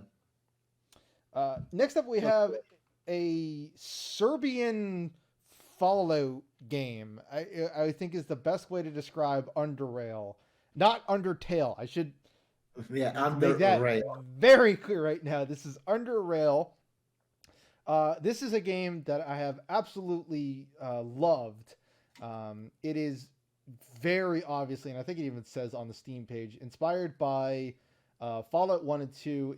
It almost like just completely lifts the look of those games, but it does them so well, and it certainly puts its own spin on the RPG formula. It is brutally difficult. This is a game that will kick the shit out of you, but if you manage to get into it, it's also just fascinatingly deep. Mm, that is true. I think like with Android, I haven't played that much honestly. I promised myself, oh yeah, Fallout 1, Fallout 2 game, I should play that. But just when you create the character, the wealth of skill it presents you is kind of overwhelming. And then you see, oh shit, there's also like psychic abilities that's kind of magic in this system that you can also spec into. And from what I've seen, because I did like delve into footage from later in the game, it really uses the fact that it's an RPG to its fullest potential, where none of the skills are really wasted, and you can approach issues in a lot of different ways to just Yeah. solve their problems. And I always admire that in RPGs. Yeah, it's definitely an RPG. Like you have to min max in this game. You have to. I would almost say the best way to play Underrail is to immediately look up like a build guide, and then not really deviate. Figure out what kind of player character you want, and just stick to that. You gotta have that mentality of, once again, I'm not going to be able to do everything in a single run. You can't you can't be a jack of all trades in this. You can't have a little bit of stealth and a little bit of combat. No, you got to be entirely one or the other. And as soon as you get into that mentality, the game just becomes so much fun. Once you really start, if you will, role playing your character, it's so very interesting. I believe they released an expansion to that or something along these lines quite They did recently. have an expansion, yes. So the game released in 2015 out of nowhere. Yeah, In 2019, 4 years later, the game is entirely developed by one guy who will not release his source code either. So there's no mods for this game at all. But yeah, just out of absolutely nowhere, 4 years later, he releases this massive expansion pack that's nearly as large as the base game itself. It just has, yeah, just like it doubles up the number or the amount of content, adds a whole bunch of new weapons. What I love about it is it does exactly what I want from an expansion pack, is that not only does it introduce all the new areas, enemies, yada yada yada, but it actually went back and added a lot of the new content into the base game too. yeah, that's always great in expansion packs. Also, just as a little end note here, Underrail and Undertale both released in 2015. Thanks, Ward. That's the worst possible coincidence. They both released in 2015. They're both about surviving in an underworld, below human civilization. They're both basically made by one guy. Uh, And couldn't be any more different. and they could not be any more different. Undertale is this quirky Earthbound RPG. Underrail is this brutal post-apocalyptic nightmare simulator. On the topic of games made by one guy, last year's freeware release that took over the internet by storm, Helltaker. Yes. Very simple push, push blocks puzzle game about a guy who wakes up one morning and thinks, I should get a harem of demon girls and goes to hell. I I haven't played Helltaker, but I love everything about it. My understanding is the creator of it, his favorite thing is demon girls wearing suits. Like that's Yes. I don't want to say that's his fetish, but that's his fetish. That's why he made this game. I think it's pretty good to say that. So he made this game with all of these great memorable characters, most of which are demon girls in suits, and has just been flooded by fan art. This game has the most fan art I've seen of an indie game since probably Undertale. Yeah, it's very much mission successful here. I wouldn't say it's exactly chunky, but like you can see that the guy just took a Unity tutorial on how to make a puzzle block game, thought up a few puzzles, and everything else just went into the creation of assets, to drawing these characters, drawing different sprites. You can beat it in 2 hours. It's a short game. Yeah. But just the fact that he released a free game, you can give him money by buying a recipe for Polish pancakes, by the way. Oh, that's right. Yes, that's right. That's how he did the stupid, like he's like, don't pay me for my game. Here's a recipe book. Yeah, it's a short comic about making pancakes, and it's great. I love this guy so much. Everything he does is just like it's the best of indie development. Here's a game with my fetish. Please send me fan art of these characters. The game is free, but here's some pancakes. Yeah, the game itself, like I said, I haven't played it, but I have seen a lot of footage of it.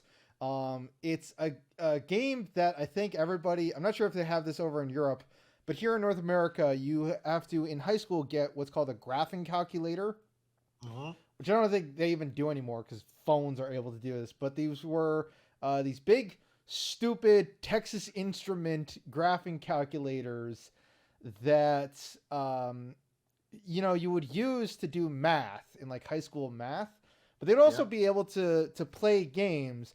And every single one of these always had this push block game where you had to push all of the squares onto the circles in the least amount of time. And as far as I can tell, that's pretty much the gameplay of Helltakers here, just taken to its most extreme, degree.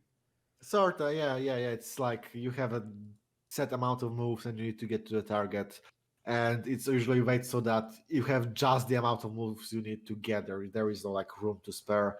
Mm-hmm. We never had those calculators in Europe. In Poland, at least, it was learn the fucking formulas or fucking die in math class. So yeah. Well, not much else to say here. So let's move on.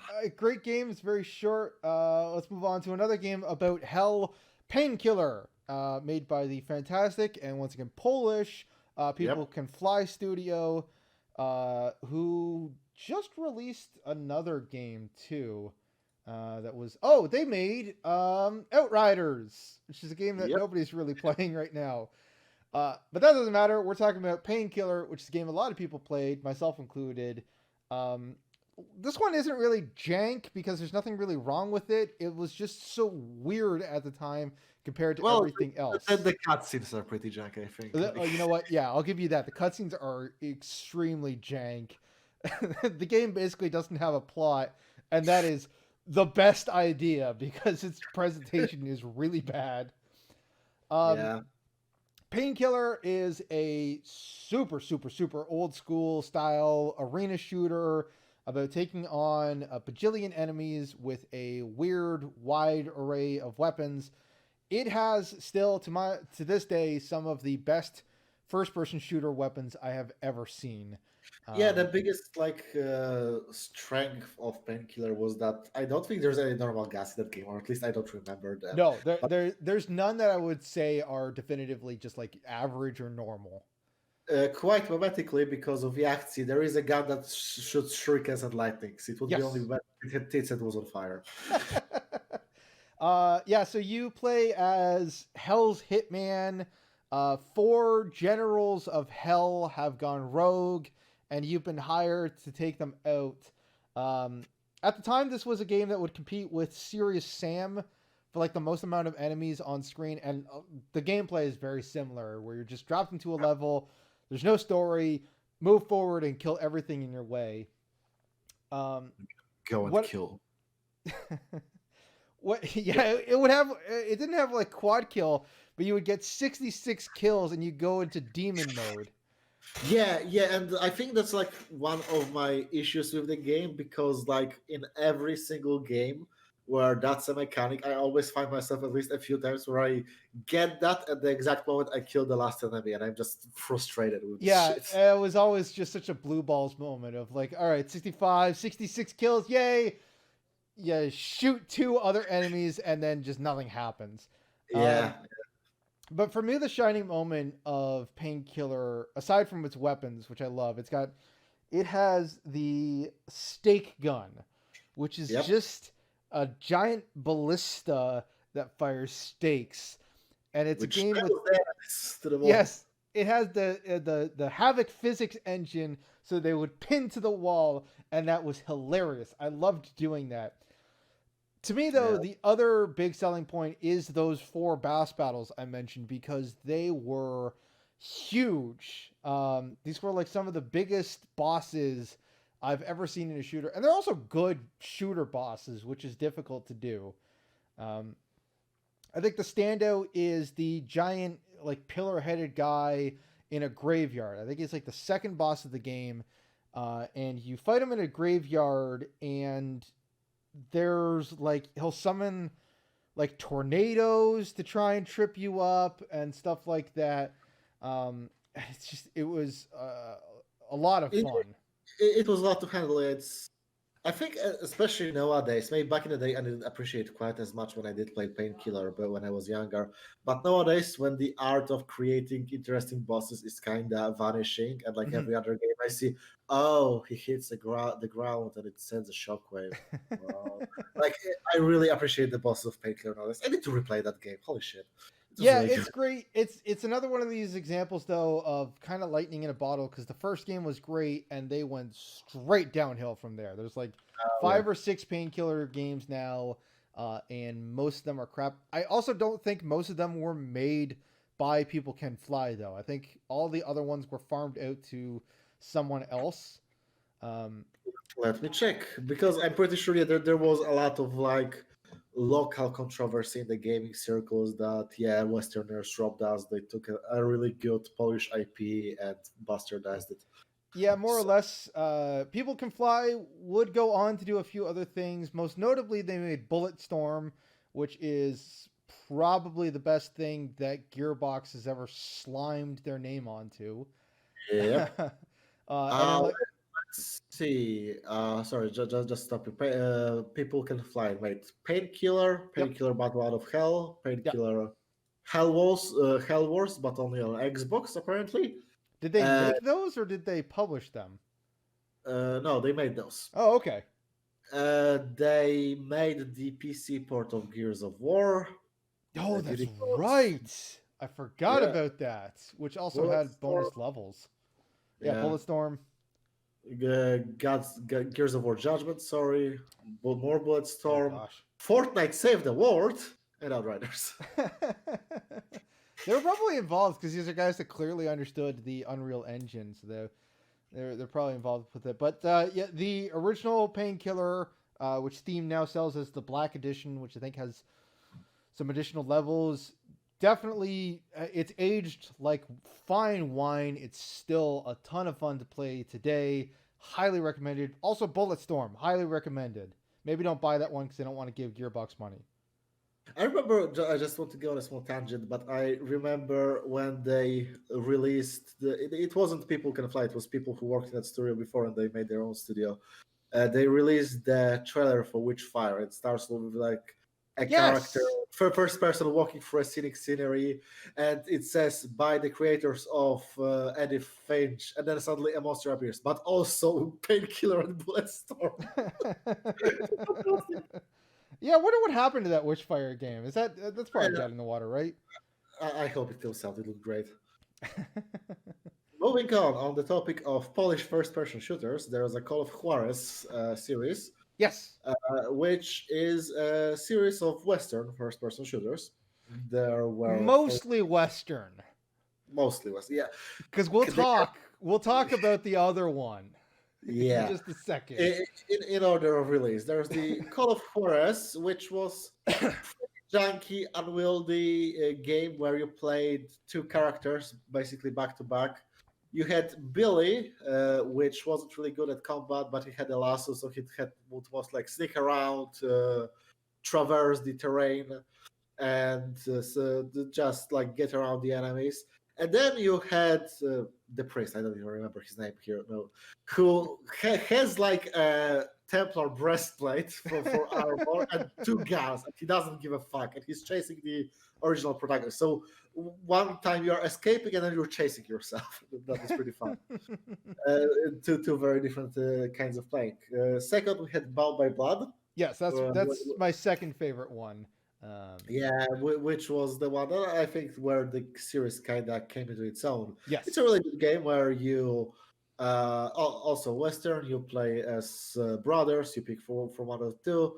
It's mostly a straightforward shooter, but it had, I remember for the time, really impressive level design. I think, Yeah. and how it interacted with world. I remember like I kept shooting out of revolvers, and then there were trails of smoke coming out. I was like, yeah. Yeah, it really nailed that Western aesthetic. It had all the things you want: so Western revolvers, lever action shotguns, and rifles, and double barreled shotguns. But yeah, you said the level design of it is probably the selling point, and yeah, those are some just perfect shooter levels.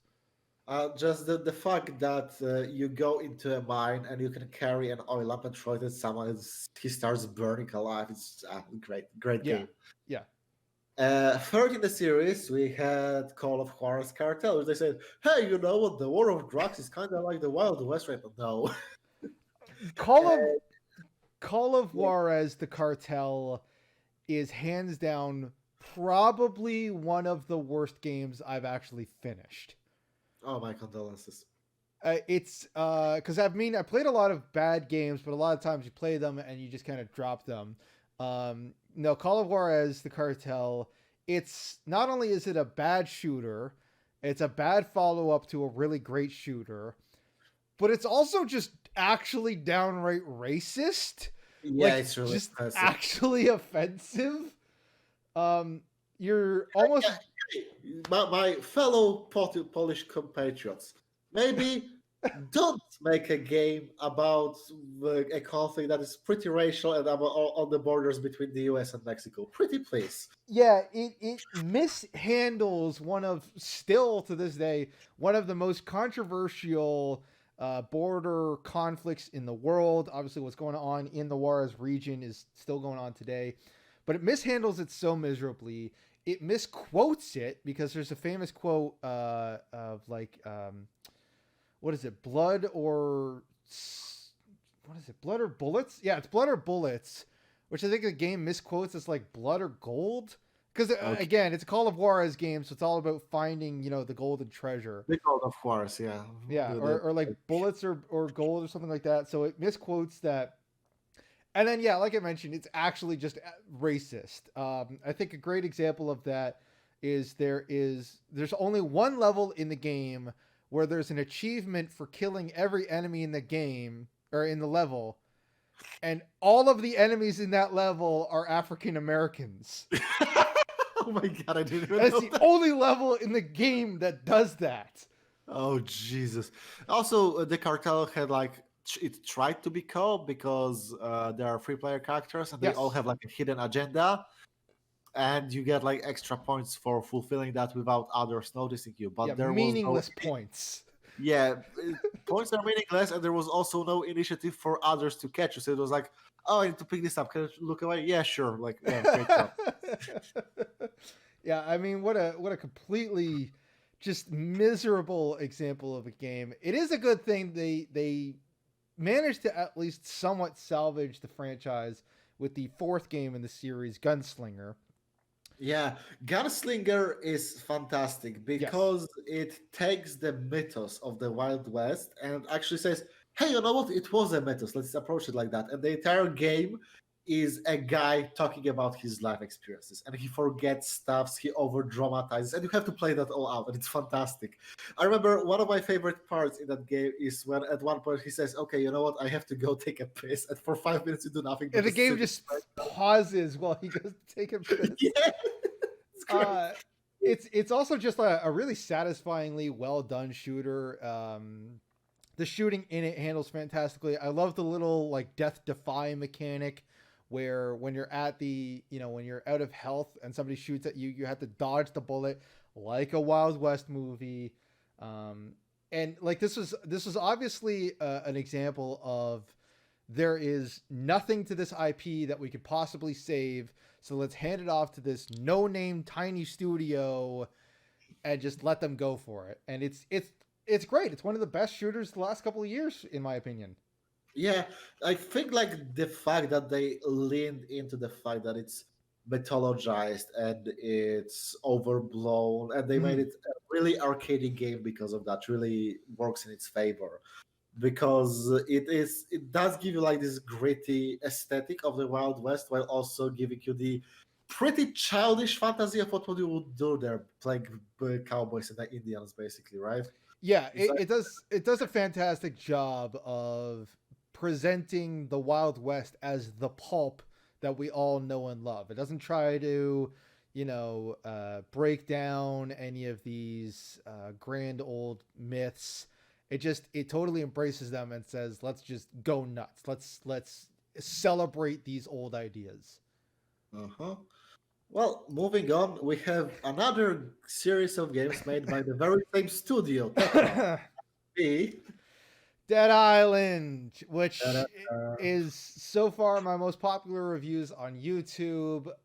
Listen, if I end up getting known as the Dead Island guy, I guess I'll die happy with it. Dead Island is so annoying to talk about. It sure is a game. It sure is a game. Not only is this an example of an idea being better than the final presentation, but this is a rare example of we actually eventually got to see that idea executed in the proper manner with Dying Light.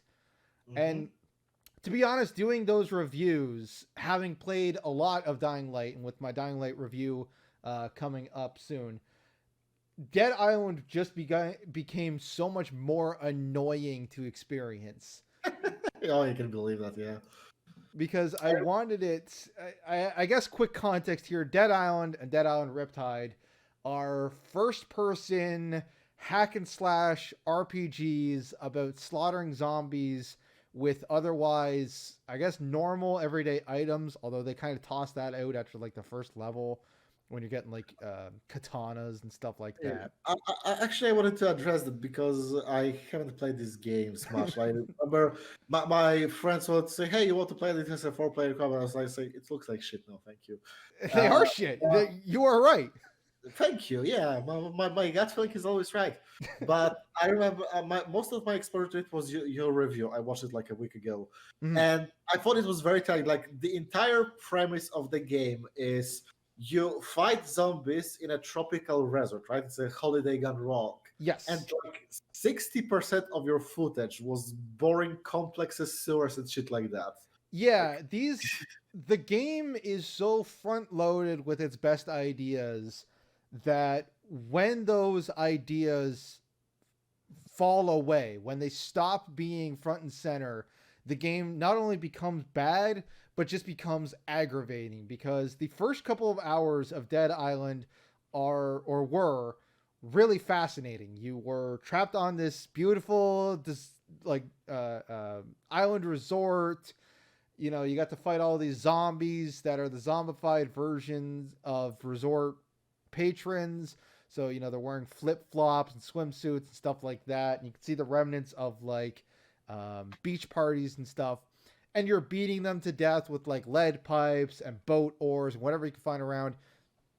And then the game hits its second act and it falls apart completely. You are now in a boring generic town where half of the game becomes crawling through sewers or through like office buildings. You start getting guns, so you can just shoot your way through the game. Your weapons just become insanely weird. You're getting like electrified katanas and like medieval maces and stuff like that. And so the longer you play it, the more aggravating it becomes because you just wish that it was either a better game or the game that you were just playing a few hours ago. Yeah, that's a shame. I remember probably the biggest point of contention why Dead Island was probably kind of hyped before it came out, and why people were so disappointed with it. The trailer for this game was really good. You can't talk about this game without mentioning that stupid blasted trailer. It's the best trailer ever made, or one of the best trailers ever made. I would honestly put it up there with like the Team Fortress Meet the Team videos or like the Halo 3 Believe campaign. The only difference is I love Halo 3 and Team Fortress 2. I think I kind of hate Dead Island. Well, you know, the issue is like Meet the Team and Believe are representative of the game market. They are. And Dead Island isn't. And I think the worst gut punch of that is that you can find that family in Dead Island.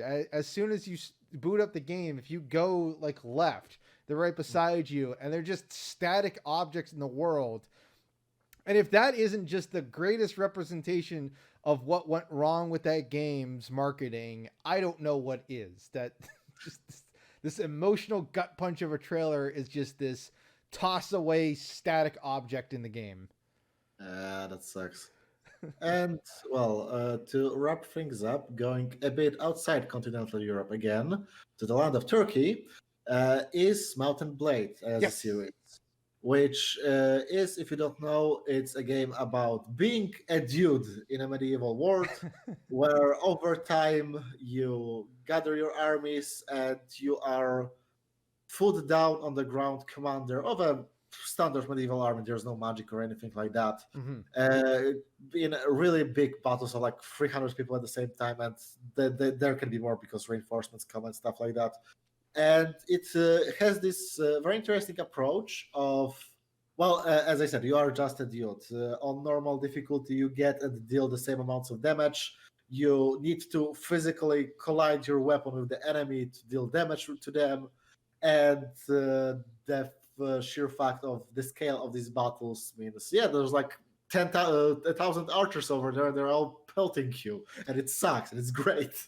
Yeah, I'm a huge fan of the Mountain Blade games, especially Warband, which I think is probably still the go-to, just because Mountain Blade 2 is still in early access. Yeah, I'm playing Bannerlord right now. It is in early access, but I have to say it has a lot of quality of life improvements that I really appreciate. But Warband is still king. It's the go-to game if you want to start with the series, and then you can pay full price for Bannerlord if you really like that, I think. Yeah. I remember downloading Mountain Blade, the original, before Warband was out, and just being blown away by, I guess, the immense scale of it. Like you said, you're just kind of a guy. It actually is very similar to the X games that I mentioned, that you're not the hero. The game doesn't really have a point. It's almost like a personal best score of how long can I survive, how much stuff can I get, and what will kill me eventually. Yeah, it's also very much like this sandbox. Oh, maybe this game I'll be a loyal vassal to this king, or in this game I'll overthrow their government, or on this game I'll be just a bandit and drain the shit out of every village. I would always raid. I know the game you're not supposed to, but I would always sign on as a mercenary for one of the kingdoms and just raid constantly because it breaks the economy really badly. Yeah, it's really easy to abuse. In Bannerlord, they kind of stepped up the entire element of like having your family and growing your entire Hmm. kingdom, basically, because there's an entire mechanic of family. Your character can die, but you have brothers, sisters, you have children that grow up in real time that you can then take over as. And there is this entire management of not just, oh, I bought a workshop in this town and now it's making money. You got workshops, you can set up caravans, you Hmm. can have members of your party have different roles in your army, which gives you bonus, and it's a lot of more of that management, which really I think brings it closer to that X3, as you said, game because of the empire management, as you said, that stage of the game. Yeah, And I think, these become like I said, these games don't really have points, but mhm. it I guess it does, and the point of these games is to get to the point where the game is playing itself almost. And Yeah, I'm and not yeah, I'm satisfied. This is it. Yeah, yeah, it's almost like okay, I've done everything that I want. My empire is now flourishing. I'm making money hand over fist, and I guess I will just close and go play something else now. yeah, exactly. And with Mountain Blade, I think it's also really interesting. I suppose like X has the same issue, but despite the fact that you're not really doing anything, it's always like, oh yeah, I need to get some money from my miner. Oh yeah, I need to like help siege this town. Oh yeah, now I need to like maybe trade in some butter because it's really cheap and the sales are really high there over there. And look at lo and behold, it's 5 a.m. every Yeah. fucking time. Yeah, it's definitely one of those games you can lose time to. Um, I'll be honest, with Bannerlord, I was a little bit afraid that they would try to dumb it down for a more, common audience, if you will. Because these Mhm. aren't games that sell extremely well. But from what I've played, and it's been a little while, and I know they've been patching it pretty much constantly since its release. No, Bannerlord 2 absolutely nails what we all loved about the first games there. Yeah, honestly, it's pretty much the same game, but it's still a different game. And it it's looks better, combat's a little bit smoother, but yeah, it's everything that we loved about yeah, the old games. yeah, it's bigger. It's quality of life stuff. There's actually Mhm. like different factions in towns. Like you can help the criminals, or you can help the merchants and stuff like that. And it's really good. But also the biggest quality of life improvement in Bannerlord, and something that is saving me a lot of stress right now. You pay your armies daily, not weekly. And it's much easier to manage. Yeah, I also found the UI of Bannerlord just way better. Much cleaner, Yeah. much easier to So install. I'm excited to see it sort of grow up as it gets closer to its 1.0 release. But if you liked Mountain Blade and you want more, Bannerlord totally worth it. Also, I think they give you a discount for owning the old games. Yeah. It's a Yeah. really good business practice. Well, that pretty much sums it up. Do you have any other titles you want to mention that I come? do. I have one last game, and I'm shocked that we didn't mention it. And I'm honestly just glad that somebody mentioned it to me on Twitter. Once All again, right. not exactly from Eastern Europe, but certainly fits the bill. I divine cybermancy. Oh shit! Yeah, France. France. It's it's a fucking weird game because it is a RPG shooter based on a tabletop rule set that the developers themselves made up, which Yep. is loosely based off of a Warhammer 40K offshoot game. So we are jumping through way too many hoops here to remain sane, and the game totally shows that off. Yeah. Like I've seen a lot of footage of and I definitely will play it one day. But just this sorta theocratic, but also high fantasy science aesthetic of it is very 40k, but at the same time it looks original. It stands out on its own, and that's fascinating. And the fact that you have stuff like 40 millimeter cannons as your main weapons, I have to play that. It's a very interesting game. It's almost a game I don't want to talk about too much because it's something that has to be experienced to truly appreciate because it Mm. takes so many different elements. The look of it is Warhammer 40k meets like Ghost in the Shell meets Vikings. Just I guess the most confused costume party ever. The gameplay itself is a combination of Counter Strike because it was built on the Source engine meets Deus Ex. There's a hacking mini game that's a JRPG essentially, and it's just all of this is surrounded by the RPG mechanics constantly operating underneath. So you'll do random actions, but because an invisible dice rolled double ones, you failed, and now your legs are broken. But my legs are okay. But your legs are okay.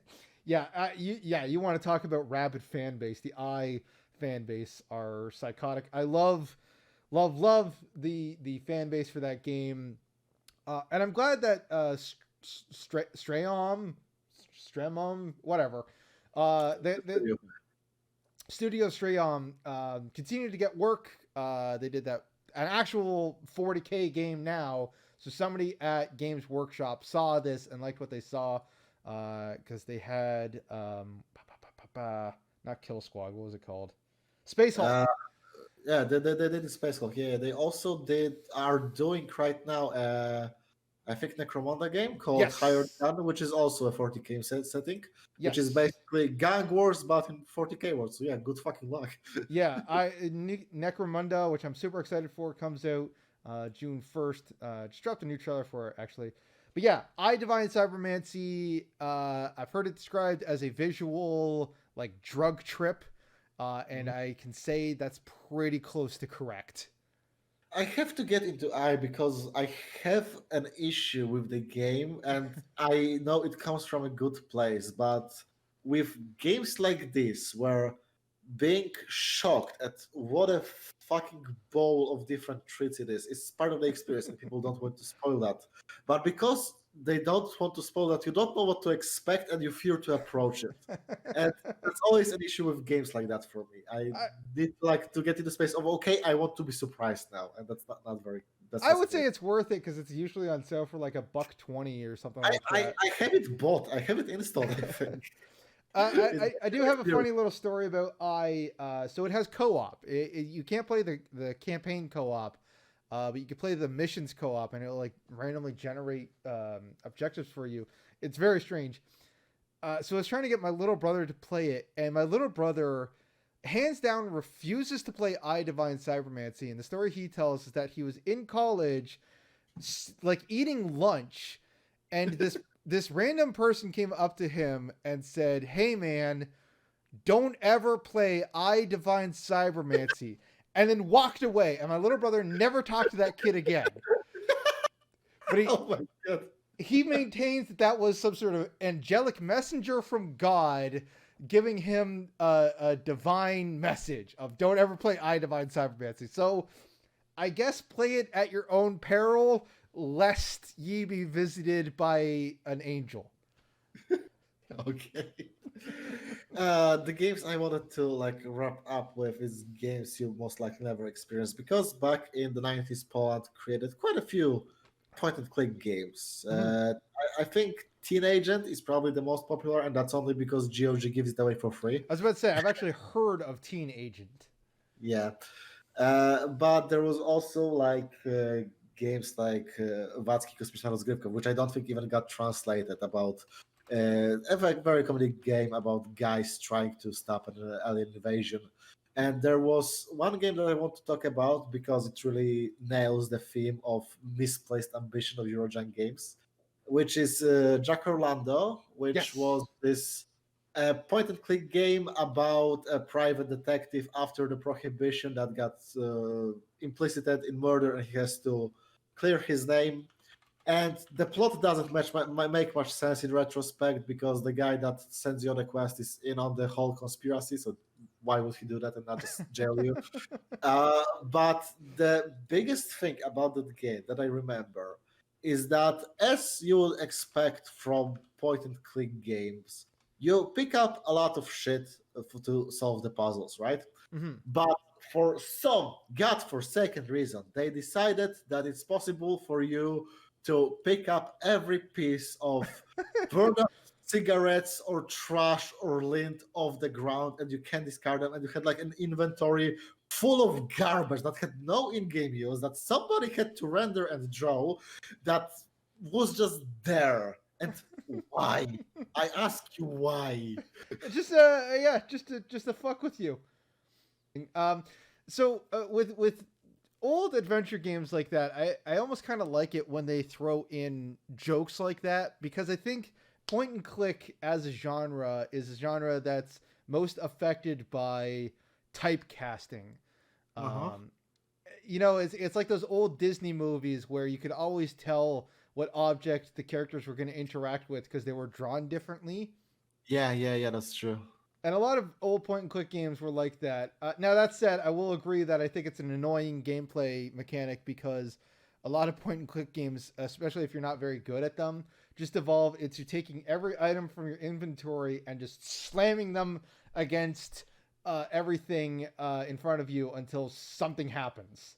Oh yeah. You know what? It would probably be less infuriating if not for the fact that picking up a random matchbox or a cigarette butt to find out, oh yeah, this is this brand and I need to follow this. It was also in a part of the plot of the game, so we get really paranoid about this shit. I wanted to ask, did you, as a kid, one of my favorite weird Eurojank point and clicks growing up was this game called KGB Conspiracy. Let me check because I might have, but I probably put it out of my memory. This was an Amiga game, and I'm not even sure if this was European because it says Donald Sutherland was one of the voice actors in this, which I don't know. This looks like it was made like that Dune game from '99 with the same kind of character portrait. Kind of weird. I haven't played that. Kind of looks Oh, like yeah. I remember playing this game. It's very strange. There's a lot of ways that you can screw yourself over because it's KGB, which I think huh. was a joke.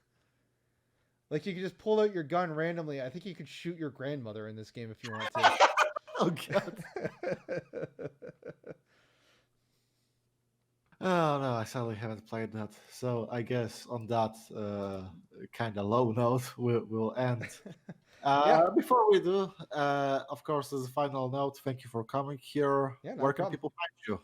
I am on twitter.com at win98tech. I am on YouTube, like I mentioned at the top of this show. I review zombie games, horror games, stuff like that, usually once a month. Coming up as this show airs, I guess, or goes up, I will be talking about Omori, Dying Light, and Prey in the next couple months. Look forward to that.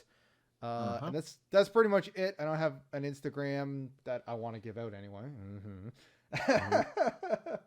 So yeah, be sure to check me out on YouTube. Hoping to do much more videos in the future. Other than that, follow me on Twitter. I shit post a lot. It's good shit posts. I Thank recommend. you. I put a lot of effort into them, and then they don't get likes.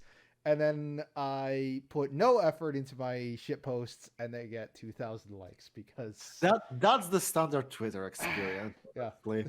it's Like weird.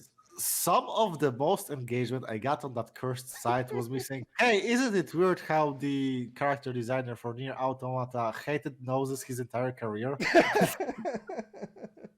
Yeah, this was a lot of fun. I enjoyed talking about these weird games that only like 7 people have ever played. Yeah. Well, hopefully now 9 people will play them. Ah, there we go. All right, Thanks have a for good watching. one. See ya.